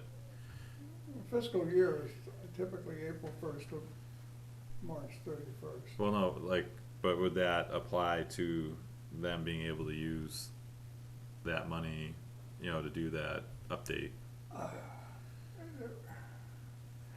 I don't know, but here's a concern I have. Hmm. Those maps, the purpose of those maps, and I got the statutes on assessors here too, which I'm not gonna read, but the assessors effectively take over all selectmen's duties and powers related to the issuance of warrants, assessing, abatements, anything to do with taxation. These are tax maps. Those tax maps fall under the Board of Assessors, and always have that way here. No, I think you're missing what Sean's actually asking. Well, he understands, but now he's coming with his counterpoint, cause so I took a yes, Yeah. and then, like, but it's not gonna be allowed to be done No, because no, the what I'm saying assessors. is, it can't be done and exclude the board that controls and is responsible for the Mhm. maps. Okay? And here's the question I have. I know that it says in the conservation statutes that they can use conservation money for maps, and it specifically says they can use them for maps. But it would beg the question, can they use them for tax maps? What have these maps got to do with conservation? I could see them publishing trail maps through conservation land. Like, in other words, and I don't know the answer to this question, I have no idea. Mhm. But can they do any map they want to? Anything that creates new data or new overlays or anything that smacks of GIS is a definite no, in my opinion. GIS is not even mentioned in the article, so I don't, Yeah, but not sure why it's you're. described. I mean, it's a really close description. I think, we have plenty of time to get the answer to the question. Yeah, so, I mean,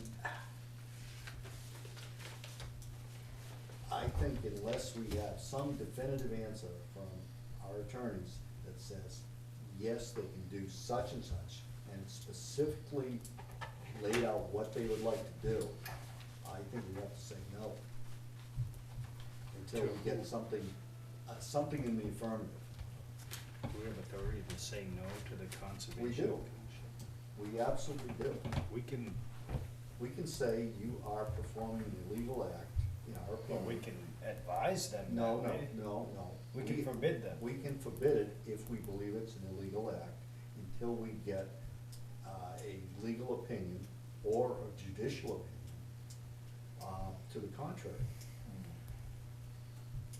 I mean, we are the final arbiter of funds in the town.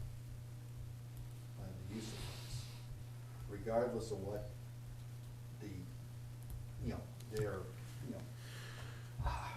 If you see something you think is illegal or wrong, then you as, and I don't mean you personally, but you as a board, you need to raise that question. No matter what it is or what other group it is, if you see something that's not right, you need to raise a question, in whatever manner is appropriate. and I Because think. you have the overall responsibility of the town, the well-being of the town. I forget the exact word now, but there's a statute that actually covers that. You're it, okay?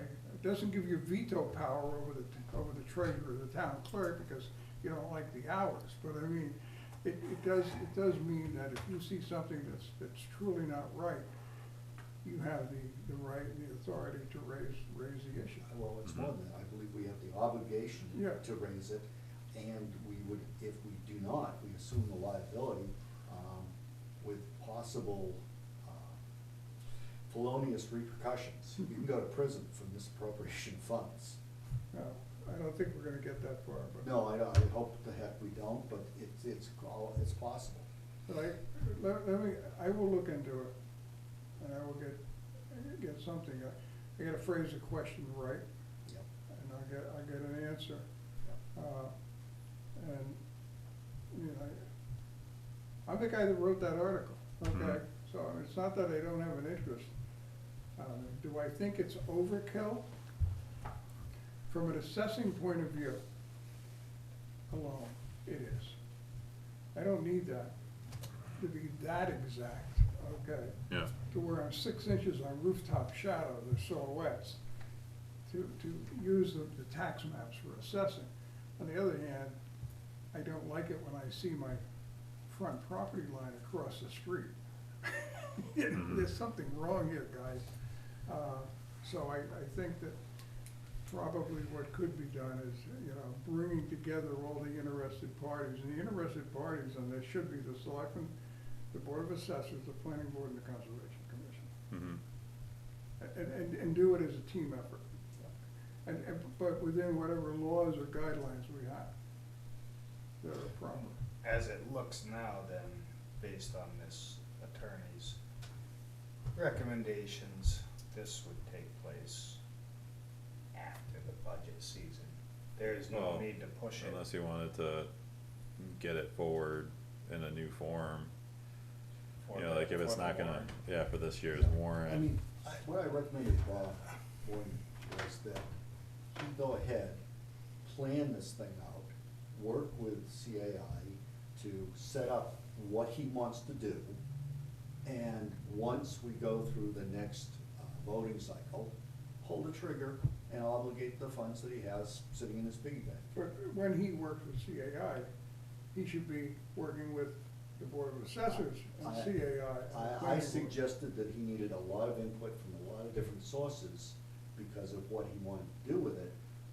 He felt that he had enough information to do it on his own. And because the funds are specifically controlled by conservation, he's correct, he has the authority to do it on its own. But those aren't his maps. No, They're not his department's maps. No, but he can use them because they're public information. True. And- But we shouldn't we be working as a team We instead should of be working a as a team team. of one, a team of 3 or 4? I concur wholeheartedly. I'm just raising, You know, but gaining that particular piece of cooperation seems to be more and more difficult. that maybe he shouldn't be the team of 1. I'll leave it at that. I'm done. I'm sorry, I don't mean to be argumentative, but Mhm. I'm also the chairman of the Board of Assessors, so in speaking to you tonight, I'm wearing 2 hats at this moment. Yeah, so I guess Well, keep one us happened to updated, be Bert. on each Well, end. they're meeting in another 10 days. Okay, Do they have a quorum? I don't know. Don't know. It varies from meeting to meeting. I don't believe they do. Although Susan, were you appointed as an alternate? The last meeting was the only one that they haven't had a quorum. Okay. They do have a couple of members that don't always. Yeah, I haven't been appointed officially. Okay. They have a few They didn't have a expired. quorum to appoint you. so, Yeah. and I guess in a, like the same topic, it's being questioned if we had the authority to hire the police chief as he was promoted within the department. The police chief's administrator was hired at a higher rate than what her predecessor was at. And if there was some other promotion, in the police department. Just gonna get a old town report. Yep.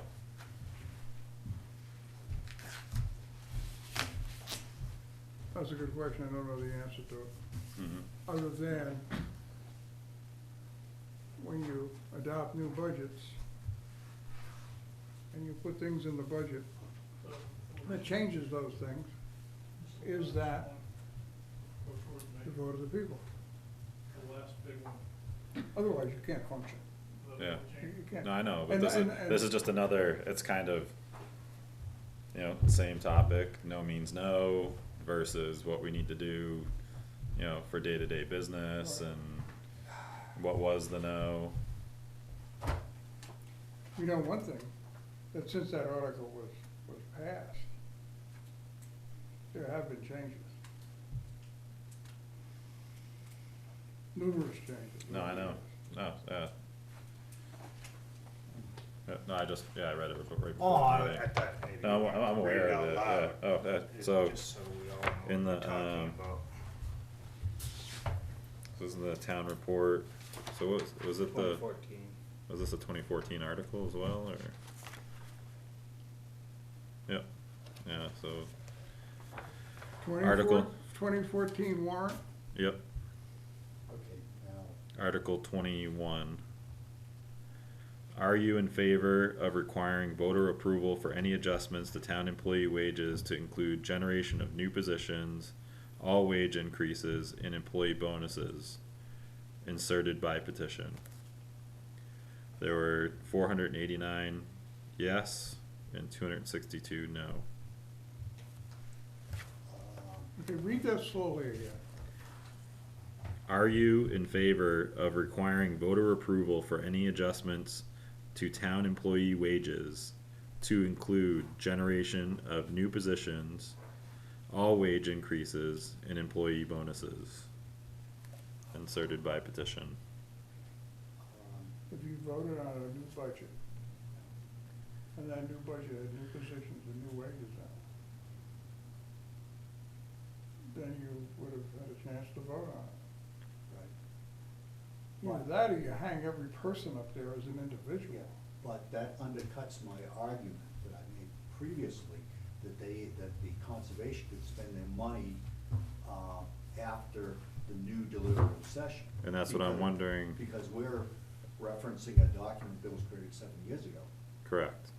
So I don't know if the one fiscal year, like what is that tied to, and where is that This is- written? This I is will- also I would different chase- because I would now chase it's a that down. yes. I would How, that was a no, this one's a yes. Yes, but does it equally tie our hands forever and a day, or does it go away once you have a chance to revote, Wow. Cause in my opinion, or does it stand forever? like every budget season, there's, pay increases budgeted in to, people, like, Cost of the living. overall budget. And the people get to vote on it. Correct. I would say you might be hard pressed creating a new position between budget seasons. Yeah, I'm so I just trying to don't, think so I this think that new through. position, if they had said, we don't want a town administrator, and then you come in and say, we have a town assistant. Yeah, That could be. It's kind of the same, you might be. Yeah. Position, now, yeah, Let me was let the me word, look- was let the me look word into that. promotion in there as well? no, So promotions are okay, now if a promotion comes with a new title, is that in Well, conflict? what's your definition of promotion? Well, for instance, from a patrolman to a sergeant, Okay, that's a promotion. That's a, but is that forbidden in there? No, you can, if the sergeant position existed mhm, on your chart of whatever, Then it's. then no. You didn't create a new position, you just moved somebody to it. But if you created the position of sergeant, then it's something else. Let me get some answers on that, which I don't Okay. think anybody's ever gotten, okay? yeah. And, Well, because it's almost unworkable. Well, when I read it, I didn't even consider that the intent may have been that all raises and whatever else it calls for there were to be presented at the budget hearing. I never considered that. What I saw there was, wow, so if the cleaning lady does extra work and we wanna give her a $10 bonus, we have to call a public meeting. A public hearing, present our case to the voters. Now, same thing if, the highway worker, guy just turned the corner and Peter's like, wow, man, you are really impressing me. You deserve a raise. He would have to call a public hearing and the voters would all come and listen to Peter and they'd look at the guy and they'd be like, maybe, yeah, okay. Jim, Is I that, think that was two how I read it. questions need to be asked. How long is a yes vote for an article enforceable? And how long is a no vote for an article enforceable? Both questions need to be asked. Very much so, because I think- I would be, my gut would tell me this thing is Is in an effect article- until it's well, Forever. and then, voted against. I which is, think which is the answer to fine, that but, question is, an article, I think, that passes, a procedural article like that, assuming the article is legal. Yeah, I don't know that it is, assuming it is legal. Just because you vote on something at town meeting doesn't mean the voters have the authority to do that, right. okay? But if the voters vote for something that creates a procedure or a policy, then it's enforced until, normally until it's rescinded. But not everything people vote yes on, every petition article is legal, okay? And, you know, one of the questions I would ask in there is what happens at the next town meeting when the selectmen come in with something, you know, they got different pay rates, they got different people in different positions. Did the people vote on it? Well, I can make an argument, I mean, at least grammatically, that, yeah, they did vote on it. They voted on it. Yeah. Mhm. It was all in there. Well, if you remember, a couple of years ago, I introduced an article for a police station to establish, I'm gonna call it a savings account. Right. But it was multi-year, and you had objections to it. Yes. Mostly because of the phrasing. But I did find something in the RSA that said, yes, you can do multi-year funding for a project with one vote of an article. You can. You can, you absolutely can. You can establish a piggy bank to do a capital improvement project or a capital construction project such as a police station. Mhm. It just has to be worded properly. And it needs a 2/3 vote. It needs Or a 60% vote. Whatever the supermajority. No, actually, it does not. It needs only a 50%, 51%. Sure. Yes, because it's not a bond. But it is an article to establish a capital reserve, just like anything else. It's just, it goes over a period of several years. But forgetting all the language and wording. But anyway, what I'm saying is, you can establish something that travels over multiple years, I think up to 5 years. I know To you do can. something along that line. I'm just wondering, you know, if somebody else, somewhere, year 3, introduced an article and said, we wanna stop this, you know, it could be done that way too. Mhm. So, I mean, I think an article may have something approximating an infinite lifespan. I mean, and I'm not sure about no's, but if it says yes. If you vote it no might. on something, it's dead right then and there. That's it. See you Right. later. Right. And then- Until somebody brings it back. Right. So even like with that article, I feel that, you know, there's numerous cases to me, like we had to hire a police chief. He's in at the less of a rate than his predecessor. It's lower budget wise, so it's within that budgeted amount of money, Yeah. which Except the, that which the voters. Personally, he's getting more than he was before he was, Yeah, but with the new position, and then You we get- didn't create a new position, so we're getting awful technical here. What Yeah. article is this? Article 21. 21. It's in the white. 2014 It's one. after. So that's It's in the a white. 2015 one. Yeah, that one's the 2015, after. so it's after the yellow. Hmm? After the yellow, It's you'll after have the the yellow. listing of Okay. So you could be beholden to something that was voted on in 1700s. Yeah, possibly. Yes. the. I Okay. would say so, that's how it's supposed to work. Where's the trustees of trust funds will explain how they're working something that was voted on in 1824 and doling money out every year as a result of it. Yes. did you raise your hand a few minutes ago? My intent, my impression of the intent was to stop raises from being passed out during the course of a year that are then added to the default budget and then automatically given to the voters without any choice. The police department is notorious for that. They've walked into selectmen meetings, gotten $10,000 raises, added it to, in November, got it added to the default budget, and voters never have a say in the matter. So I don't So I understand believe how I'd the get, intent of the thing was to simply require that all permanent raises, I'm not talking about the lifeguards and stuff, the actual employees of the town, in order to get a raise, or increase of some sort, be it a bonus or whatever, has to go before the voters, which means it can go in the budget and say, Mhm. yes, I've given all my people raises or whatever, but that line item then goes to the voters. So Mhm. there has to be a raise line item. No, it doesn't, no, I would assume that an increase in the budget line item would be considered notifying and getting voter approval. I think we have a bad practice of not identifying different positions. For example, should the chief of police and then the admin be separate lines from the officers? So you know how much Yeah. people are getting paid. Like right now, if you look at the fire department, you know exactly how much Meredith gets. Well, maybe what we're doing, and we should do it a little differently in the deliberative session, is we should call out, this is where we made changes from last year's budget, and present it to the folks who attend the deliberative session, so they have an opportunity to say, yeah, we agree with that, or no, we don't agree with that.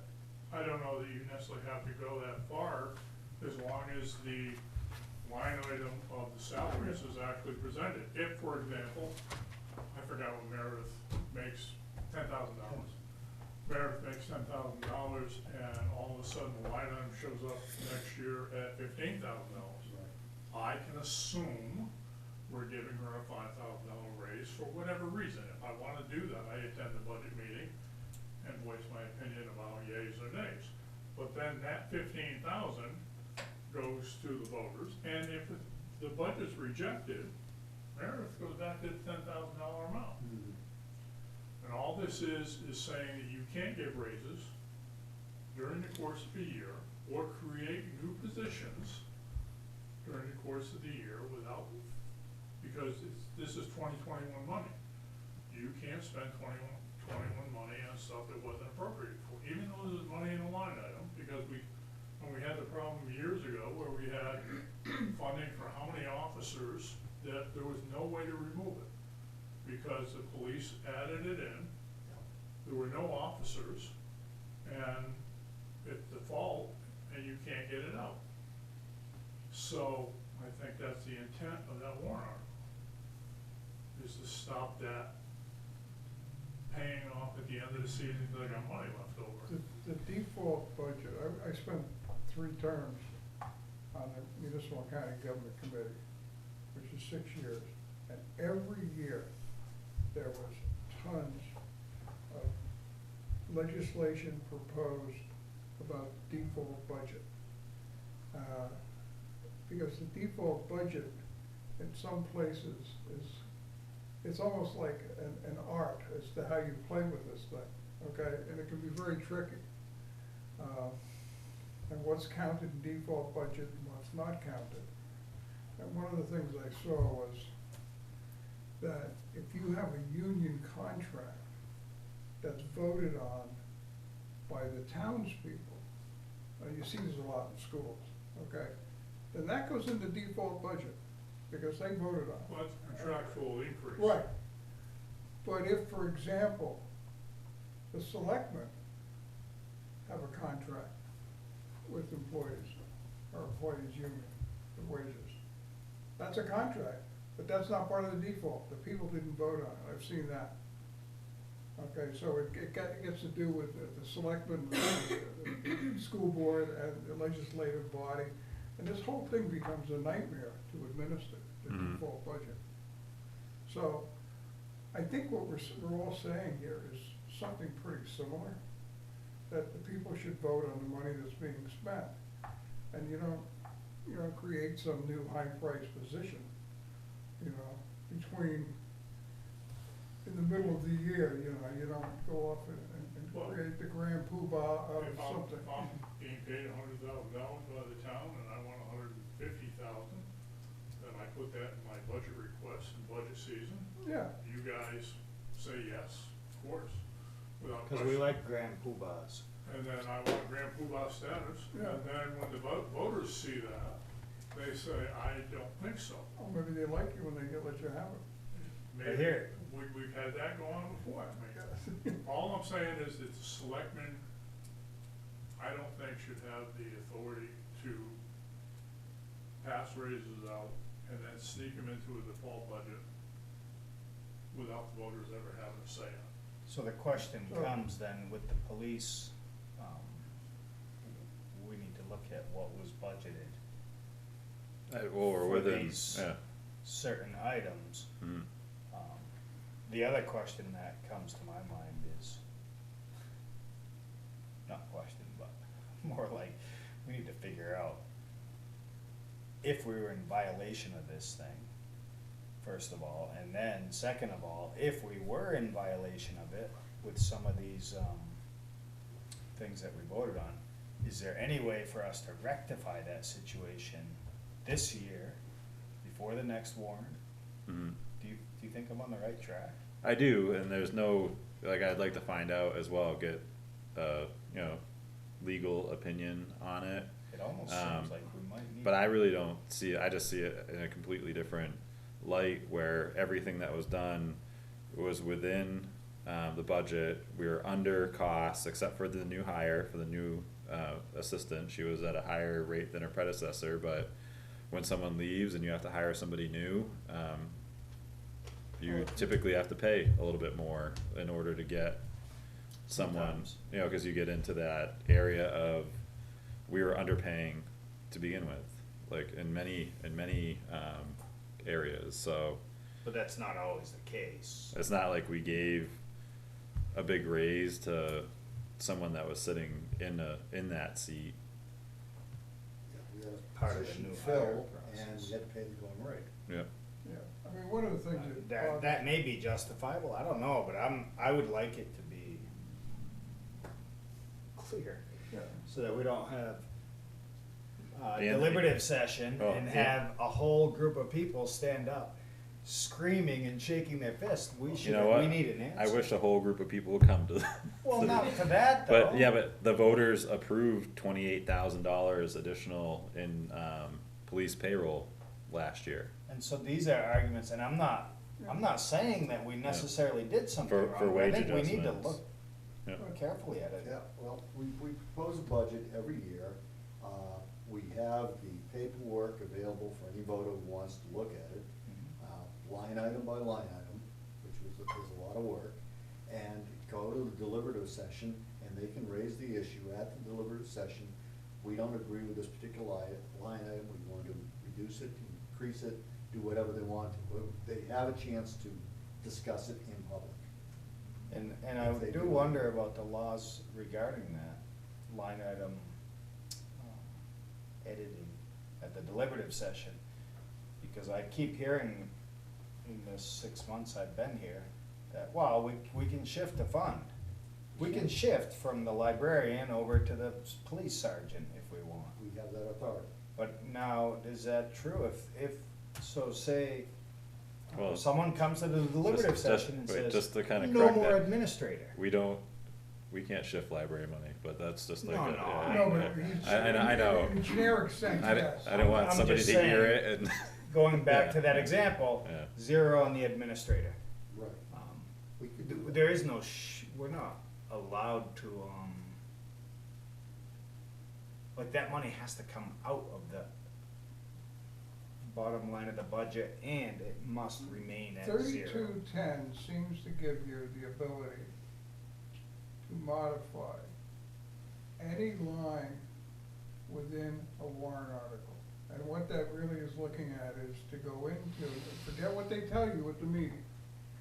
It allows you to go into, and it allows you to make a change to a particular item. If you don't go to 0, if you leave $1 in, then the selectmen have the right to transfer money into it when the year comes. But if you take it to 0, that's the no means no. There's no other warrant articles with it, okay? It's all by itself. So you're gonna take the town administrator's wages. And if you make a motion to take X amount of dollars out of the labor budget for the selectman's office, and that amount equals the pay to the administrator, and if in that motion you put in that you are zeroing out that particular position, that's 0. Right. They can affect, at the deliberative session, a line item, however they want. The selectmen still retain the authority to move funds within the budget within the allocated dollars, however they see fit. Otherwise, we would not be reasonably able to do business in any sense of it. Yeah, but if the line item goes to zero. If it goes to zero. Forget the line, if the purpose goes to zero, If the purpose. purpose goes to zero, and that's no means no. But on the warrant itself, you don't have line items. No, No, So I wonder how that applies. because you got two chances to Yeah, affect default. thing. You do it at the deliberative session for line items, but when you do the voting on the second session, if you will, that's when they vote for the thing overall. It's a yes or no, this is the budget. you know, one of the problems people have had is that there have been times in the past when the budget, the default budget is larger than the budget being asked for. Yeah. Or you get into that kind of That squirrely gets some thing, people in a okay? tizzy. Make sure you vote And then- yes. And then everybody goes nuts, okay? And then somebody starts running, and this is happening in town, somebody starts to vote that budget down, vote the budget down. So they run out, and they vote the budget down, they wind up spending more money. Mm-hmm. I mean, you gotta pay attention. As a voter, you have to pay attention, because the great thing about SB two is everybody gets to vote without having to sit in the room, Mhm. okay, or raise their hand, or do this or do that. And people can vote absentee. The downside is, nobody knows what the heck's going on half the time. You know, and so there's a downside to it, but it gets more people to vote, Alright. which is good. So I just, it'd be interesting to hear what you hear back from, the town attorneys Yeah. in regards to that. I certainly don't wanna be in violation, but I don't feel that we I were. don't think you are. I don't think we acted, in a manner that would be in violation, but we need their opinion. I mean, Cause we had a, citizen raise the question and we deserve to, mhm. answer it. We get an answer back to them.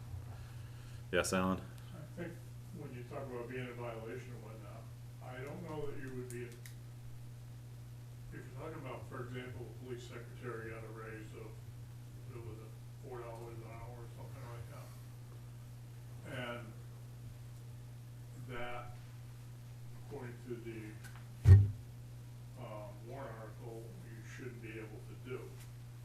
Now, one of the things is there's money in the budget for that. There has been money allocated, or allocated for police secretary. Mm-hmm. And as long as you don't exceed that, you should be able to pay her with the understanding that her rate would be the original approved by the voter rate, Mm-hmm. pending approval of the next budget. I'm being paid $100,000 and I ask for $150,000. If you can pay me part-time on the $150,000, I don't think that's a good idea, but it would be on the understanding that my $150,000 only gets paid and becomes salary when it's passed by the voters. I'll give you, so it wasn't, you're utilizing yourself as an example, like just one person. But we had a person leave and we had to replace that person, and then there was, a posting, for the hiring that went out and interviews that happened, and, we had to hire that person at, like, the new person at a higher rate. Much like when we had no police officers, the sheriff's department cost us a lot more than what having, one of our own uniformed officers in Actually, service. it- but Well, It did on a per hourly basis. If you add up the cost of the police department and compare it to the sheriff's cost, it's significantly cheaper to go with the sheriff's. But anyway, you're talking about, you still say that the salary that has been approved by the voters mhm. for the 2021 year is $100,000. Not my $150,000 that you had to because I have a PhD in gardening, or whatever my qualifications that I convinced you, or whatever you have to pay to get me. You have to amend the budget through the voters. what the practice has been in the police department especially, is to come into a non-public, which you've only had, what, 20 police non-publics in the last couple months, to negotiate his salary, her salary, all the officers' salaries and all that with 1,000 justifications, and say now it all goes into a default levy, because you agreed to pay somebody whatever we're paying. I think what I said earlier, I gave the example of the legislative body on a union contract, and then the selectmen with another contract, or school board. I think that's just what you're saying the same thing, using a slightly different example, but you're coming up with the same thing. You can't add something in the middle of the year and throw in the default. But that's what's been done. Okay. That's why I think the intent of that warrant article was to stop that practice. I'll be honest with you, this is the first year I've ever done a default budget, and so I've looked at recommended practices and things like that, because I've always worked for communities that didn't have SB two.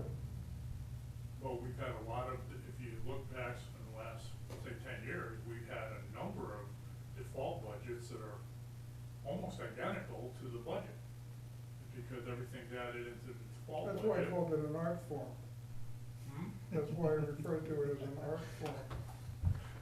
Well, I think the intent of that warrant article was to try to cut back some of that art form.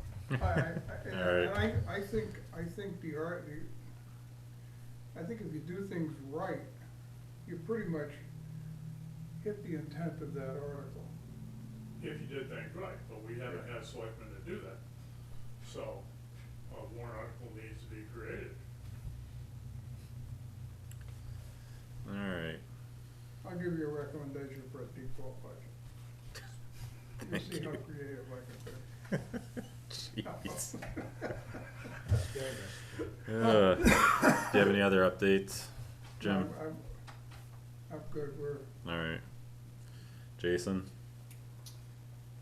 I had something that I'm not sure if I was daydreaming driving down the road or if I was sitting back where that gentleman is and I heard the selectmen talking about it last year. Is there a vehicle that is designated for the Board of Selectmen? No, not designated for the Board of Selectmen, but it's a multi-use vehicle. It's one of the old cruisers got stripped.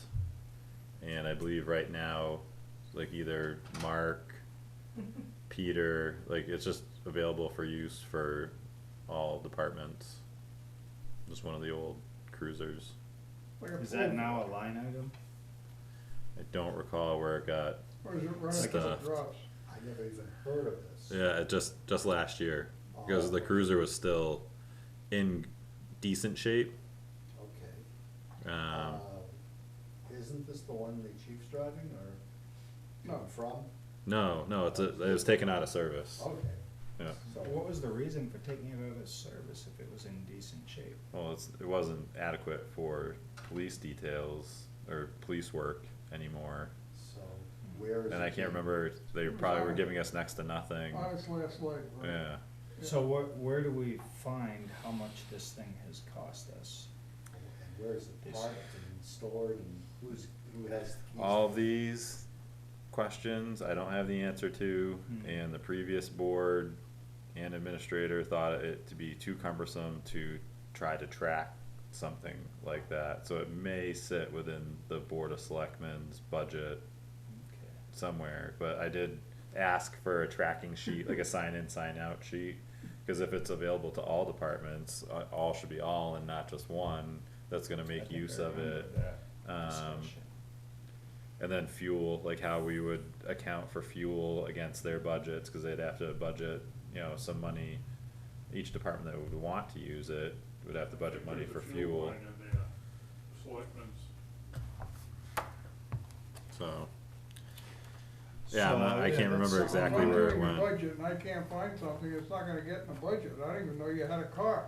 Well, this is what I'm I wondering. didn't either, but I was wondering I- about the fuel. I wanna just make sure that we don't consider this now a necessity. This seemed like, when I remember hearing the discussion, that it was, hey, we either sell it for $500 or we maybe use it for 3 years. So this feels But like- after the 3 years is up, do we gotta tell the police department, hey, decommission another rig? I wouldn't wanna use it. No, I mean. Doesn't have Apple Play.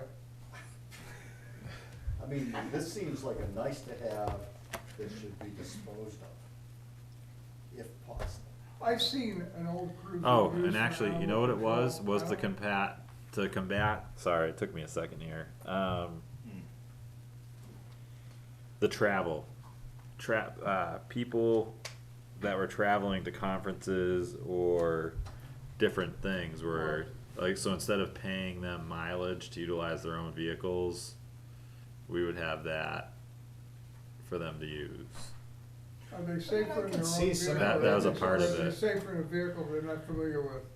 Cause Yeah. another advantage would be if they're not using the $50,000 pickup truck to run to Concord.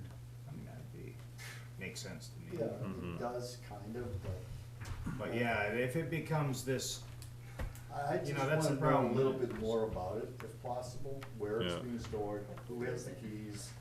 It's and- probably over at the DPW. Yeah, and, you know, is, and what kind of records are being done, yeah. as far as how much this thing's yeah, costing the and town. who's Alright. been using it to joyride around. So town. BOS vehicle maintenance, there was no money 2020 and there's 2,500 for 2021. So that must be where that sits. That's a lot of money. You know, Well, you have so to insure fuel- it. One number, 4131,463 is vehicle fuel for 2021 was $100. Under the board of select. Yep. If Biden will fix that.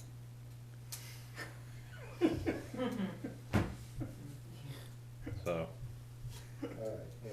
and I think, I do remember the $100 We is could going take in, a but then look. there's no way to track it. I No. don't know. Yeah. Yes, Alan? What mileage rate are you paying right now for travel? 36 cents. So we've gone to the state rate. Yeah, 36 We're headed cents, to the but state rate, yeah, we're adjusting Yeah. that. But we don't get many requests for mileage, okay, so we don't get much of that. Most people, if they do something around town, or like myself, I go look at something, No, it's for I don't people- put in For mileage. people who go to Concord for a class. Yeah, go to Concord, you know, but it's not like we got somebody going there 5 days a week, okay? So it's not a big item. And I would venture a guess that it's much cleaner and neater and maybe safer for people to drive their own vehicle that they're familiar with than to get in an old police cruiser that's on its last legs. And it used to be a pursuit vehicle. Like, hey, let's see how this thing handles. You're paying insurance for that car. Yeah, so that was one thing that I brought up. Yeah, It would be a good thing to review, Yeah, that feels like a slush fund item. what the actual expenses were Yeah. related to the, In the past. It's an what I've seen experiment. done- And it really sounded like an experiment when you guys were talking about it. It didn't Yeah. sound like hey, let's make another But in it's not like we're gonna save perpetuity. thousands of dollars. We're not gonna I save just, thousands of dollars. I wish cause we discussed it quite a few times and yeah, there's just no tracking placed on it, and that was my biggest, I guess, argument against it, was just that there was no way to, or the unwillingness to put, like a sign in, sign out sheet, like a card, we should have one of those Wex cards that just sat. But it always comes. With it. Yeah, whenever that happens, then it always comes, who's gonna be monitoring it, who's gonna be. Yeah. Yeah, And you keep making more work for. The question is, how Yeah. often does it get used? What value does it have? yep, Because Would I be would, good I would questions, submit that for yeah. people going to classes, whether it be Concord or some other place, okay?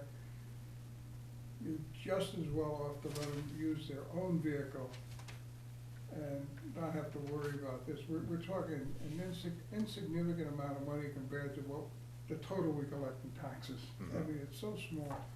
so, yeah, but there's a lot of smalls, and if we can get rid of a lot of them, then it turns into something, right? this might be one of those, and I guess Peter would probably be the best person to Yeah, we'll check with speak Peter. with. Check with Yeah. Peter. Okay. You got anything else written in a random corner of your book? I do. I'm just trying to find the date, but I'll just bring it up, maybe someone else can remember. We had a group of citizens, or a couple citizens come in, Mhm. asking to write a letter to the state requesting an adjustment of speed limit from the fire station up to Messinic. Yep. I think we, So I'm actually meeting with some state officials, 3 of them on Friday, in regards to multiple inquiries on Turnpike Road. In one of my email exchanges, in regards to the speed limit, it's gonna be a more daunting task than what you'd think it would be. You'd think what that if was we just presented wanted to to drop us. it, we could, but the state would actually have to come out and do a multifaceted review, which would probably have it, you know, like some of them speed checker things out there, and you know, it takes a long time to reduce the speed, and then there's other things, like we'd have to actually work on slowing traffic down incrementally over time in that area. Police officer out there this it's morning. funny, they didn't do that Yes, in with the Jaffrey. blue lights going. I don't know, that was just the He initial, was bagging him. Yeah, yeah, so that. and the so thought that came to me, just off the top of my head, Mhm. actually, while we had that meeting was, my opinion. The speed limit should be 40 from the fire station all the way till it turns to 45. To where? Till it turns to 45 past Messinic. We I think change it should speed just limits stay too 40. much. If you Yeah, come you through have, you here, have to go slow, fast, slow, up the hill, Yeah, that's fast. kinda crazy. Yeah. Slow down the hill. And fast people, up you know, when I've talked with Mike, he's, especially because that 30 mile an hour is at the bottom of a hill where on the top of the hill it's either 50 or 45. Yeah. And so then all of a sudden it's 30, and that's Yeah. where Yeah, Mike says he you know, pulls we people over. definitely need some consistency. like shooting Yeah. fish in a barrel. Yeah, really. Yeah. But we shouldn't have all these changes. That's what's crazy. I Mhm. mean, you know, the center of town, we should slow it down. I think it should be a little slower past the wall. One place I think is dangerous, and I don't know if we've had many accidents there, is Dollar General. Mhm. People looking for Dollar General when they're coming up the hill, you can't see it till you're right at the driveway. Yeah, You they- can't see the because of our sign, sign you can't see the ordinance. building, huh? That's because of our sign ordinances. We won't get into If we were to let that. them lift it up a No, little there's higher, you'd actually be a able to see it. vertical curve in there, and you just can't see quite over the curve. Yeah, so I guess, in So that this is meeting, do you want to, happening. yeah, like, me to request or to see what it would take to have a full assessment done from Messinic all the way down to Hutter? It would be nice to have, well, I don't know if we'd have to go to Hutter, would we? Well, yeah, that's, you know, it includes Dollar General and Yeah, I mean, I'd go to North Road, yeah, North Road. well, I mean, it's, because once you get past North Road, it's a whole different world. Mm-hmm, yeah. okay, There's probably more accidents on 123, 124 split than anywhere else in town. We won't, I'd like to limit it, because the more road you change, Well, no, we're the just looking harder for it is for potential people, you know, and we consistency don't or- wanna- What's that? yeah, cause of that, yeah, I don't see the harm in going all the way out to North Road just to kinda get the assessment, that's the main drag of the town, pretty much, Yeah. That's fine.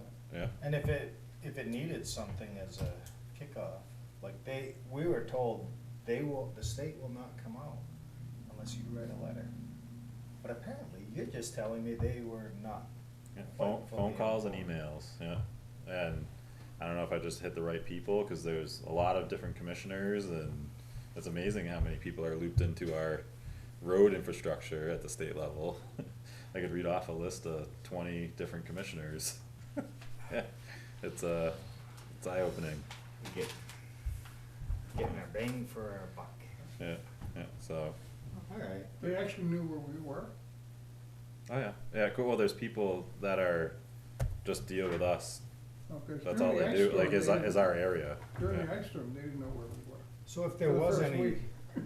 Oh, that's funny. if there was any input, that would come from the select board, or would you just do it on the fly? What's that, like, as far as what it If you- should be? When you meet or- with them, yeah, what your thoughts were, I or is just- that really gonna be totally irrelevant? They have 20 bureaucrats that are gonna analyze it. Yeah. For the next we'll 16 get a years. highway, engineer will say, okay, this is what the data shows, this is our recommendation. And that's pretty And much you it. guys want us to do it or don't you? They'll actually give us a choice?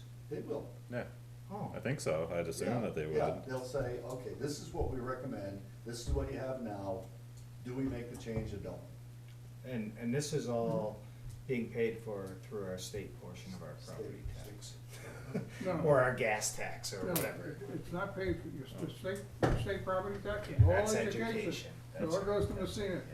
But through some method, what I'm saying is they're not gonna give us a bill They're not gonna hand us and a say, No. all right, now you owe us this much. this is what your No. tax. Well, and is. if there's a cost associated, then, you know, naturally, I'd bring that back to you guys first before. You Yeah. got the right idea, let them take a look at the whole thing going through.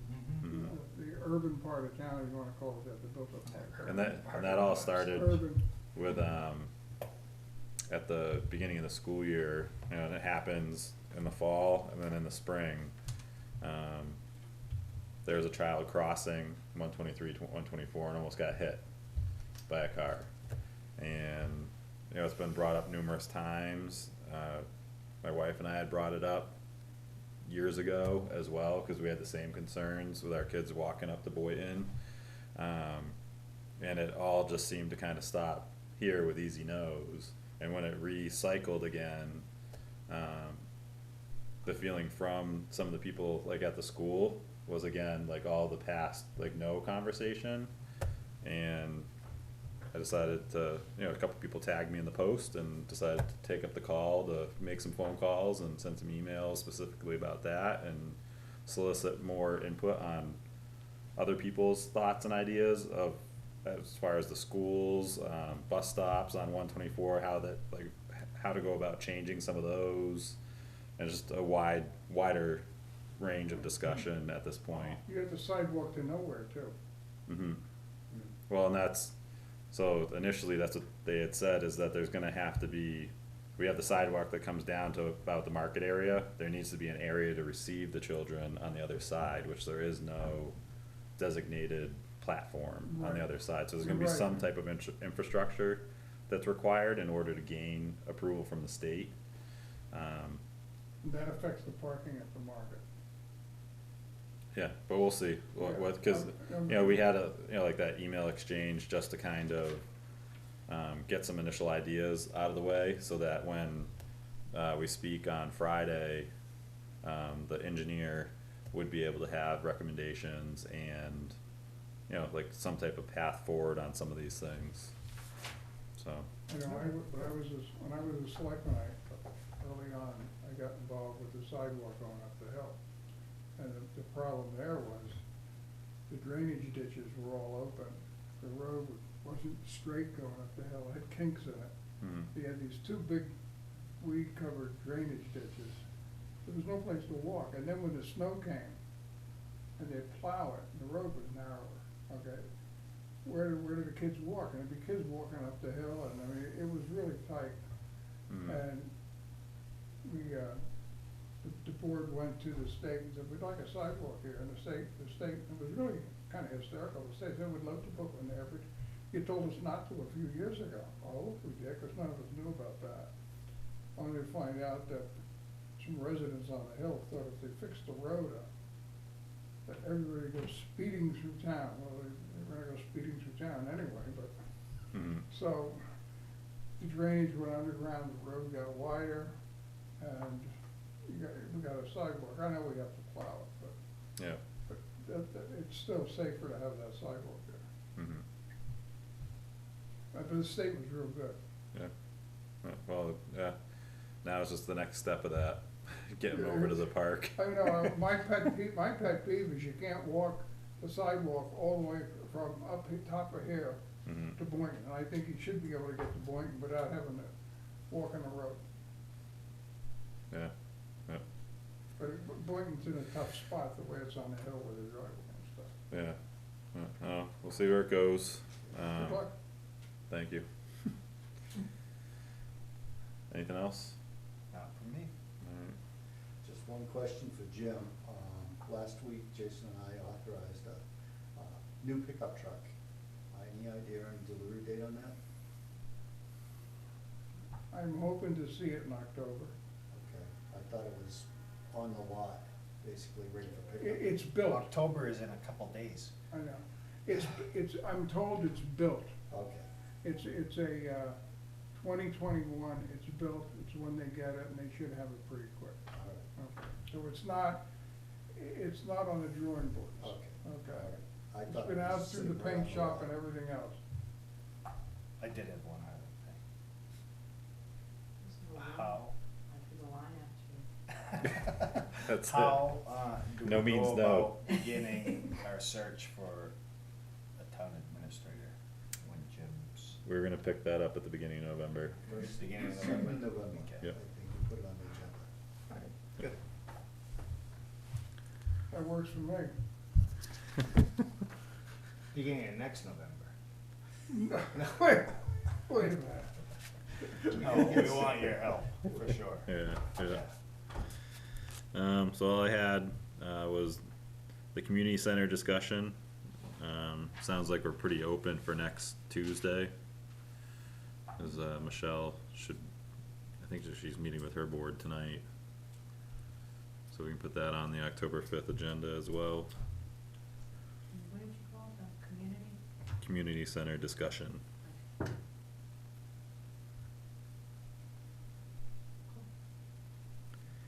And just a general question for the board. You know, the Saturday meeting went relatively well and it gave us, you know, some daytime hours to be able to do like that bigger project. And with the bigger project, like the budget, after everything's compiled and we have all the feedback, you know, by the 12th, you know, from all the different departments, I didn't know if you guys would be interested in doing a similar workshop on a Saturday morning, just to look at everything that we've gotten back, what pieces are missing potentially. I think that Because it'd that give us works- like a that 3-hour works for block. me. The only request I would have is that we take a midpoint break for 15 minutes.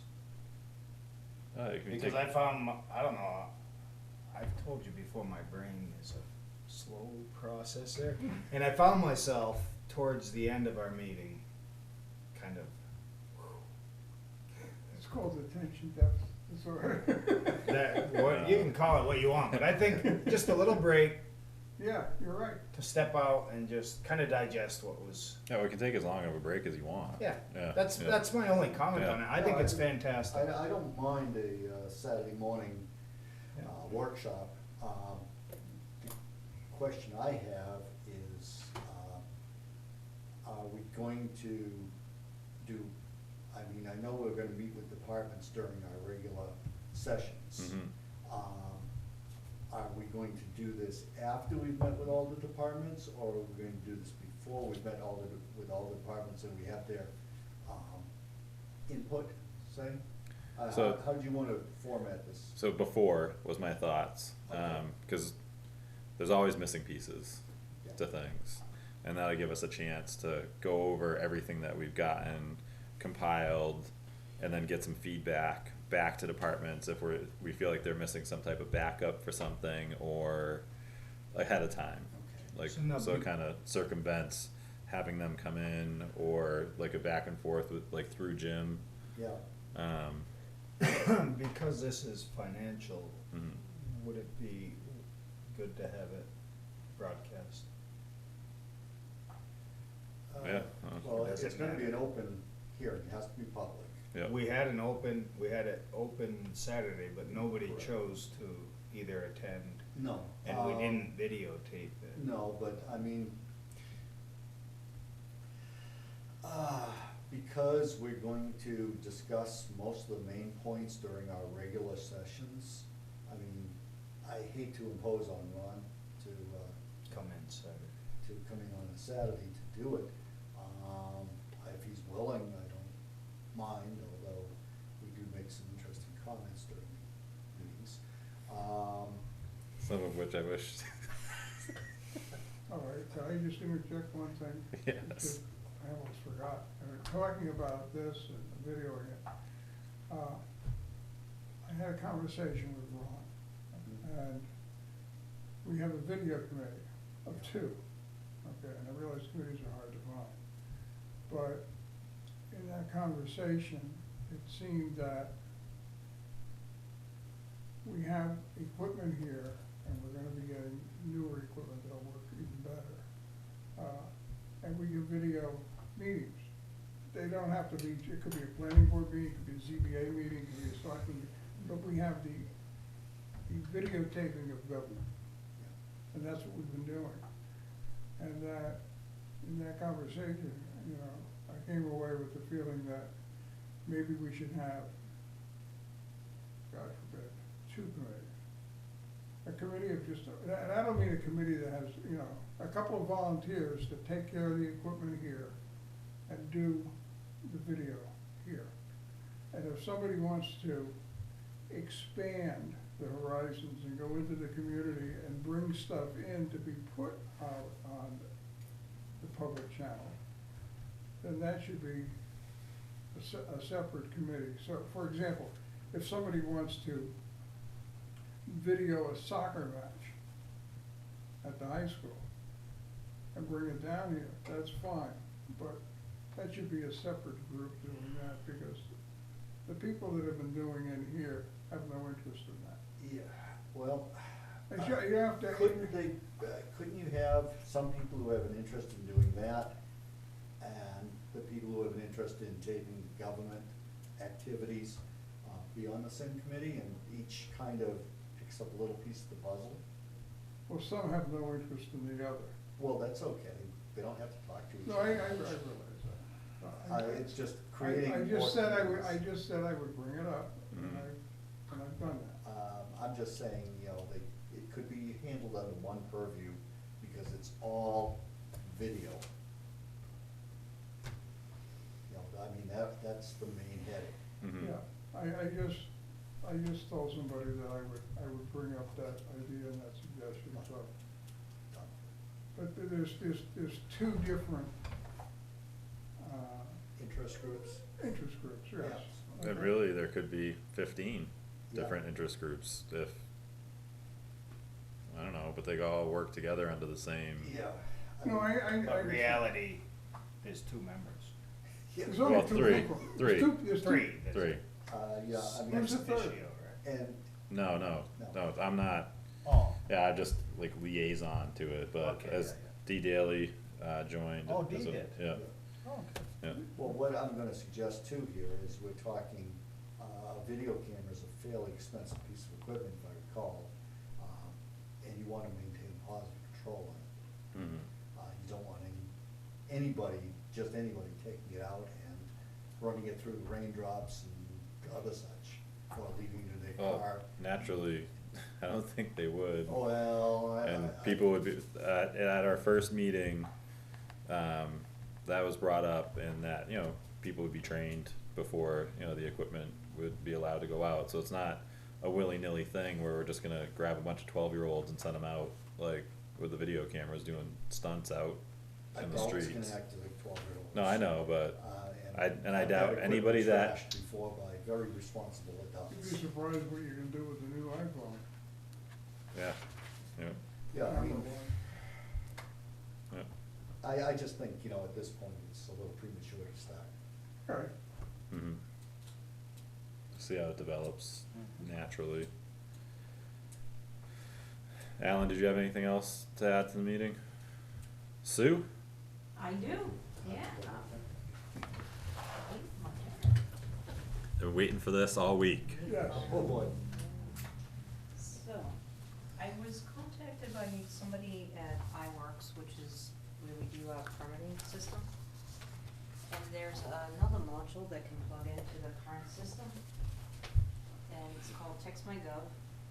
And it's basically, it uses artificial intelligence to automatically respond, and it works 24 hours a day, so even when we're not here, it can give the, residents answers. And it does it in like a personal chat format, so it'll say, you know, you text hello, and it'll say, hello, how can I help you?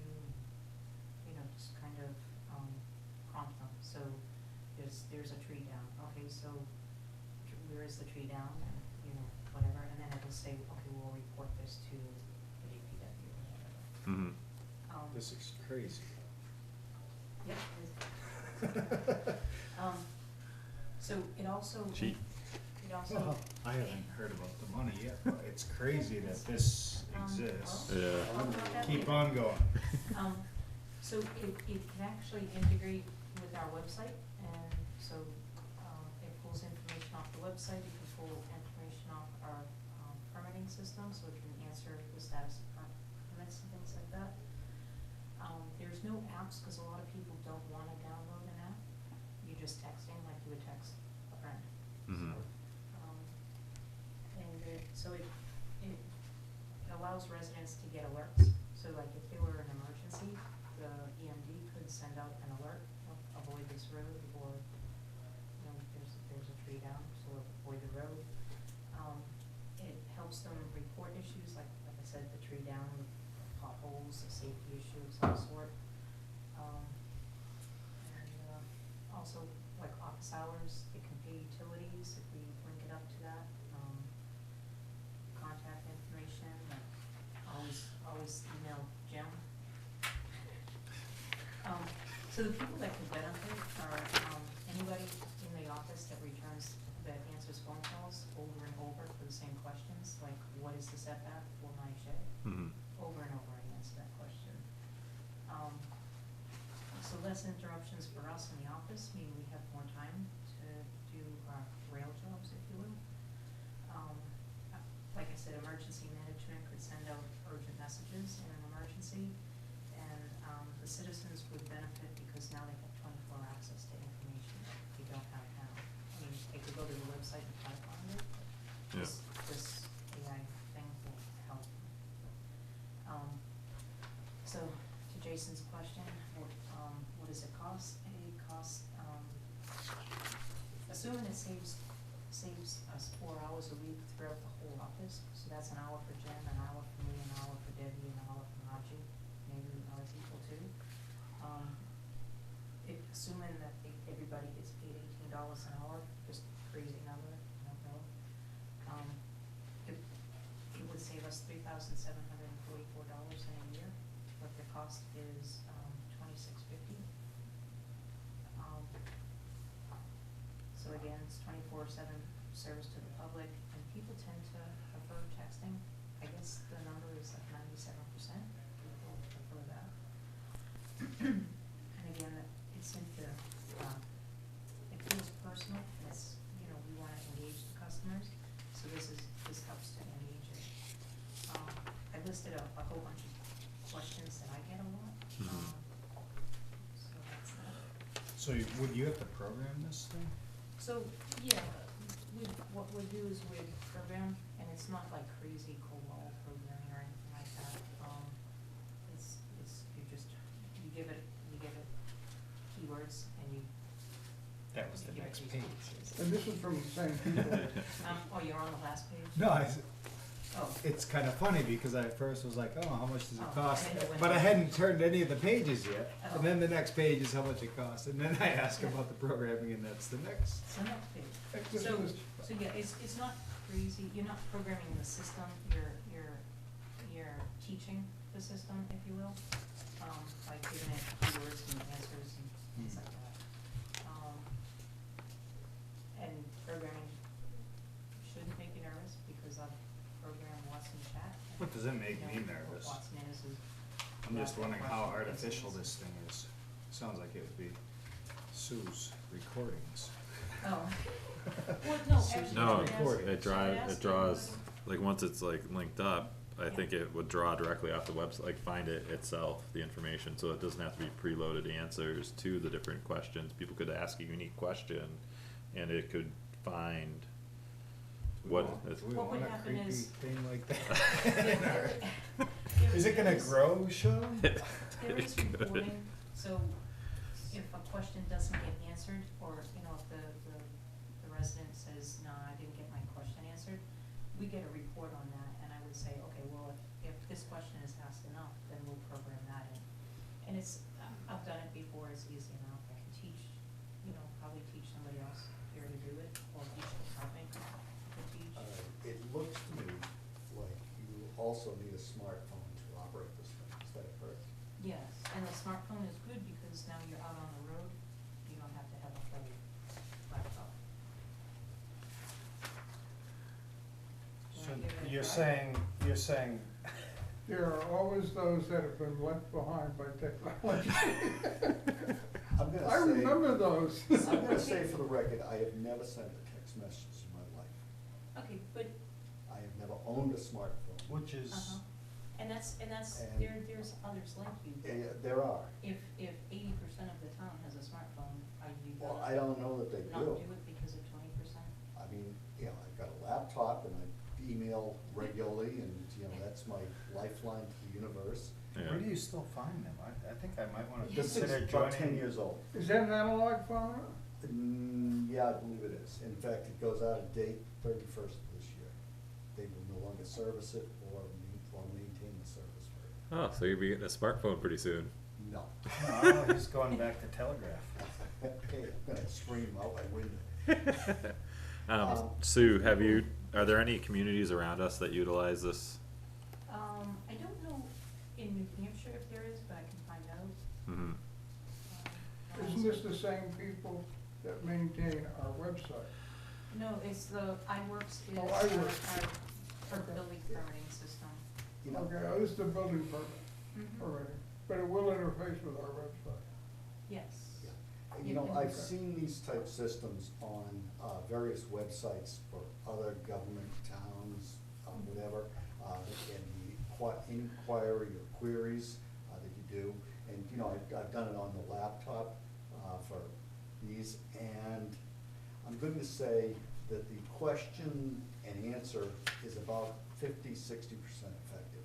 About half the time you can't find what you're looking for, or you get this slew of information with 167 articles to look through. I mean, you either get nothing or everything. Would this office determine what that thing says, or is it like Sean said, Yes. this thing will just? Oh, I thought it Hey, I was- can figure this Yeah, out. it will, yeah.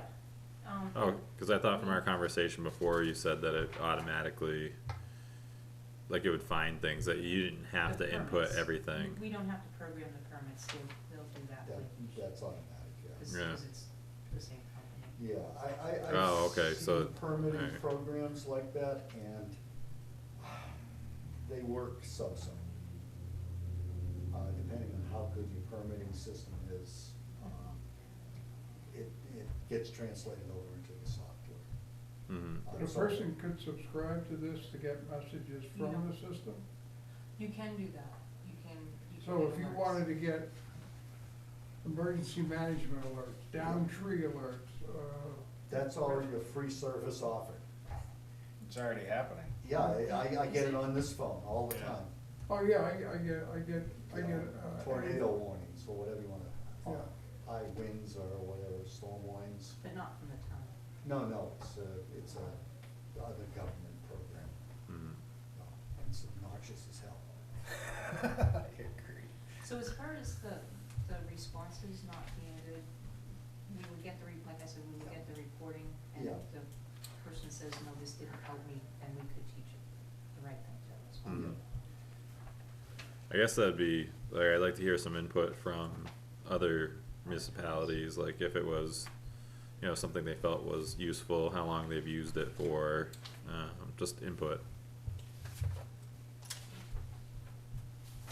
I do have a question. On this page here, the money again. Did you fill this out? This first line, like, This one, yeah. or is this something that they, No, this is mine, the rest of it is theirs. this one? This is theirs? No, that's, Sue made that. Oh, Anything that Oh, looks like okay. that is theirs. This oh, was okay, mine. this is yours. I just try to pull it together in a summary. And then did you see the packet that had So I just this one? took like a little less than what Jen and I made for an hour.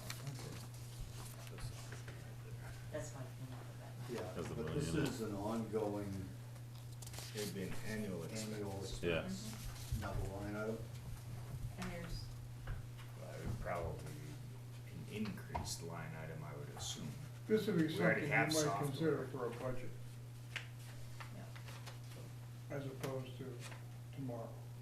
No, I'm saying it would Yeah. go into the budget, as a line item. Or Wherever just iWorks goes. already in the iWorks system, this is just Yeah. And I don't know. another Yeah. add-on to the Yeah. iWorks. Yeah, I mean, I understand where it would go and so forth.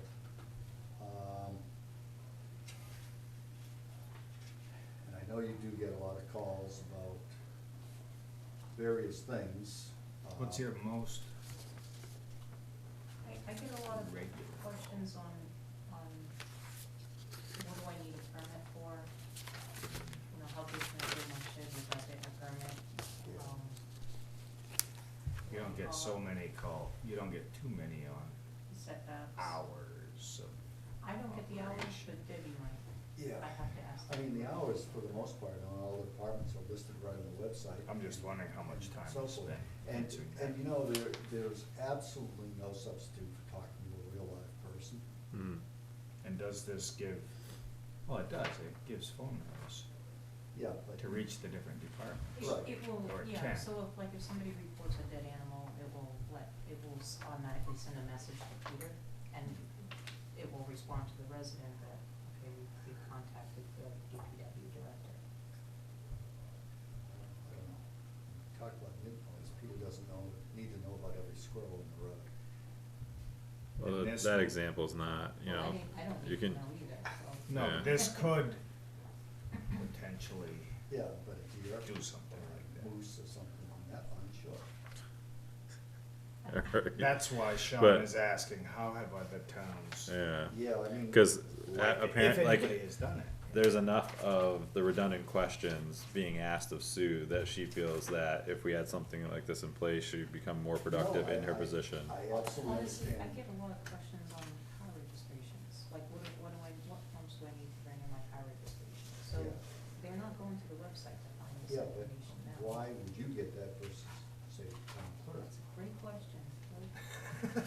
Debbie says, let me transfer And you. it becomes frustrating when it's not me, and I'm sure Debbie gets frustrated when it's building stuff. Yeah, I mean, it's, It's like, people don't know where to go to ask the right question. Oh, I get phone calls that have nothing to do with my job. yep, So I like get Sue people said get it, phone calls that have just to like do your friend texting you, so someone could like, if they wanted to chat, they could just chat with whatever we name it. Yeah, but this only covers 50,000 texts, and then after that, you pay. that's. Yeah, a yeah. good point.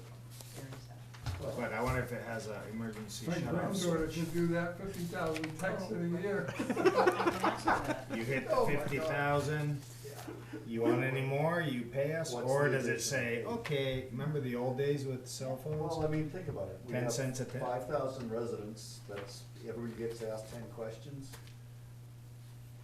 Well, assuming that all the residents have a smartphone, right? So we won't get Or, one from you, cause you don't have the right phone. Oh, but he's Well, going to, but- because that thing's But expired. you should be able to access it via laptop as well. correct? What's really nice, Bert, is some of the smart people can program their phone to just keep pinging texts off to this thing, and they can.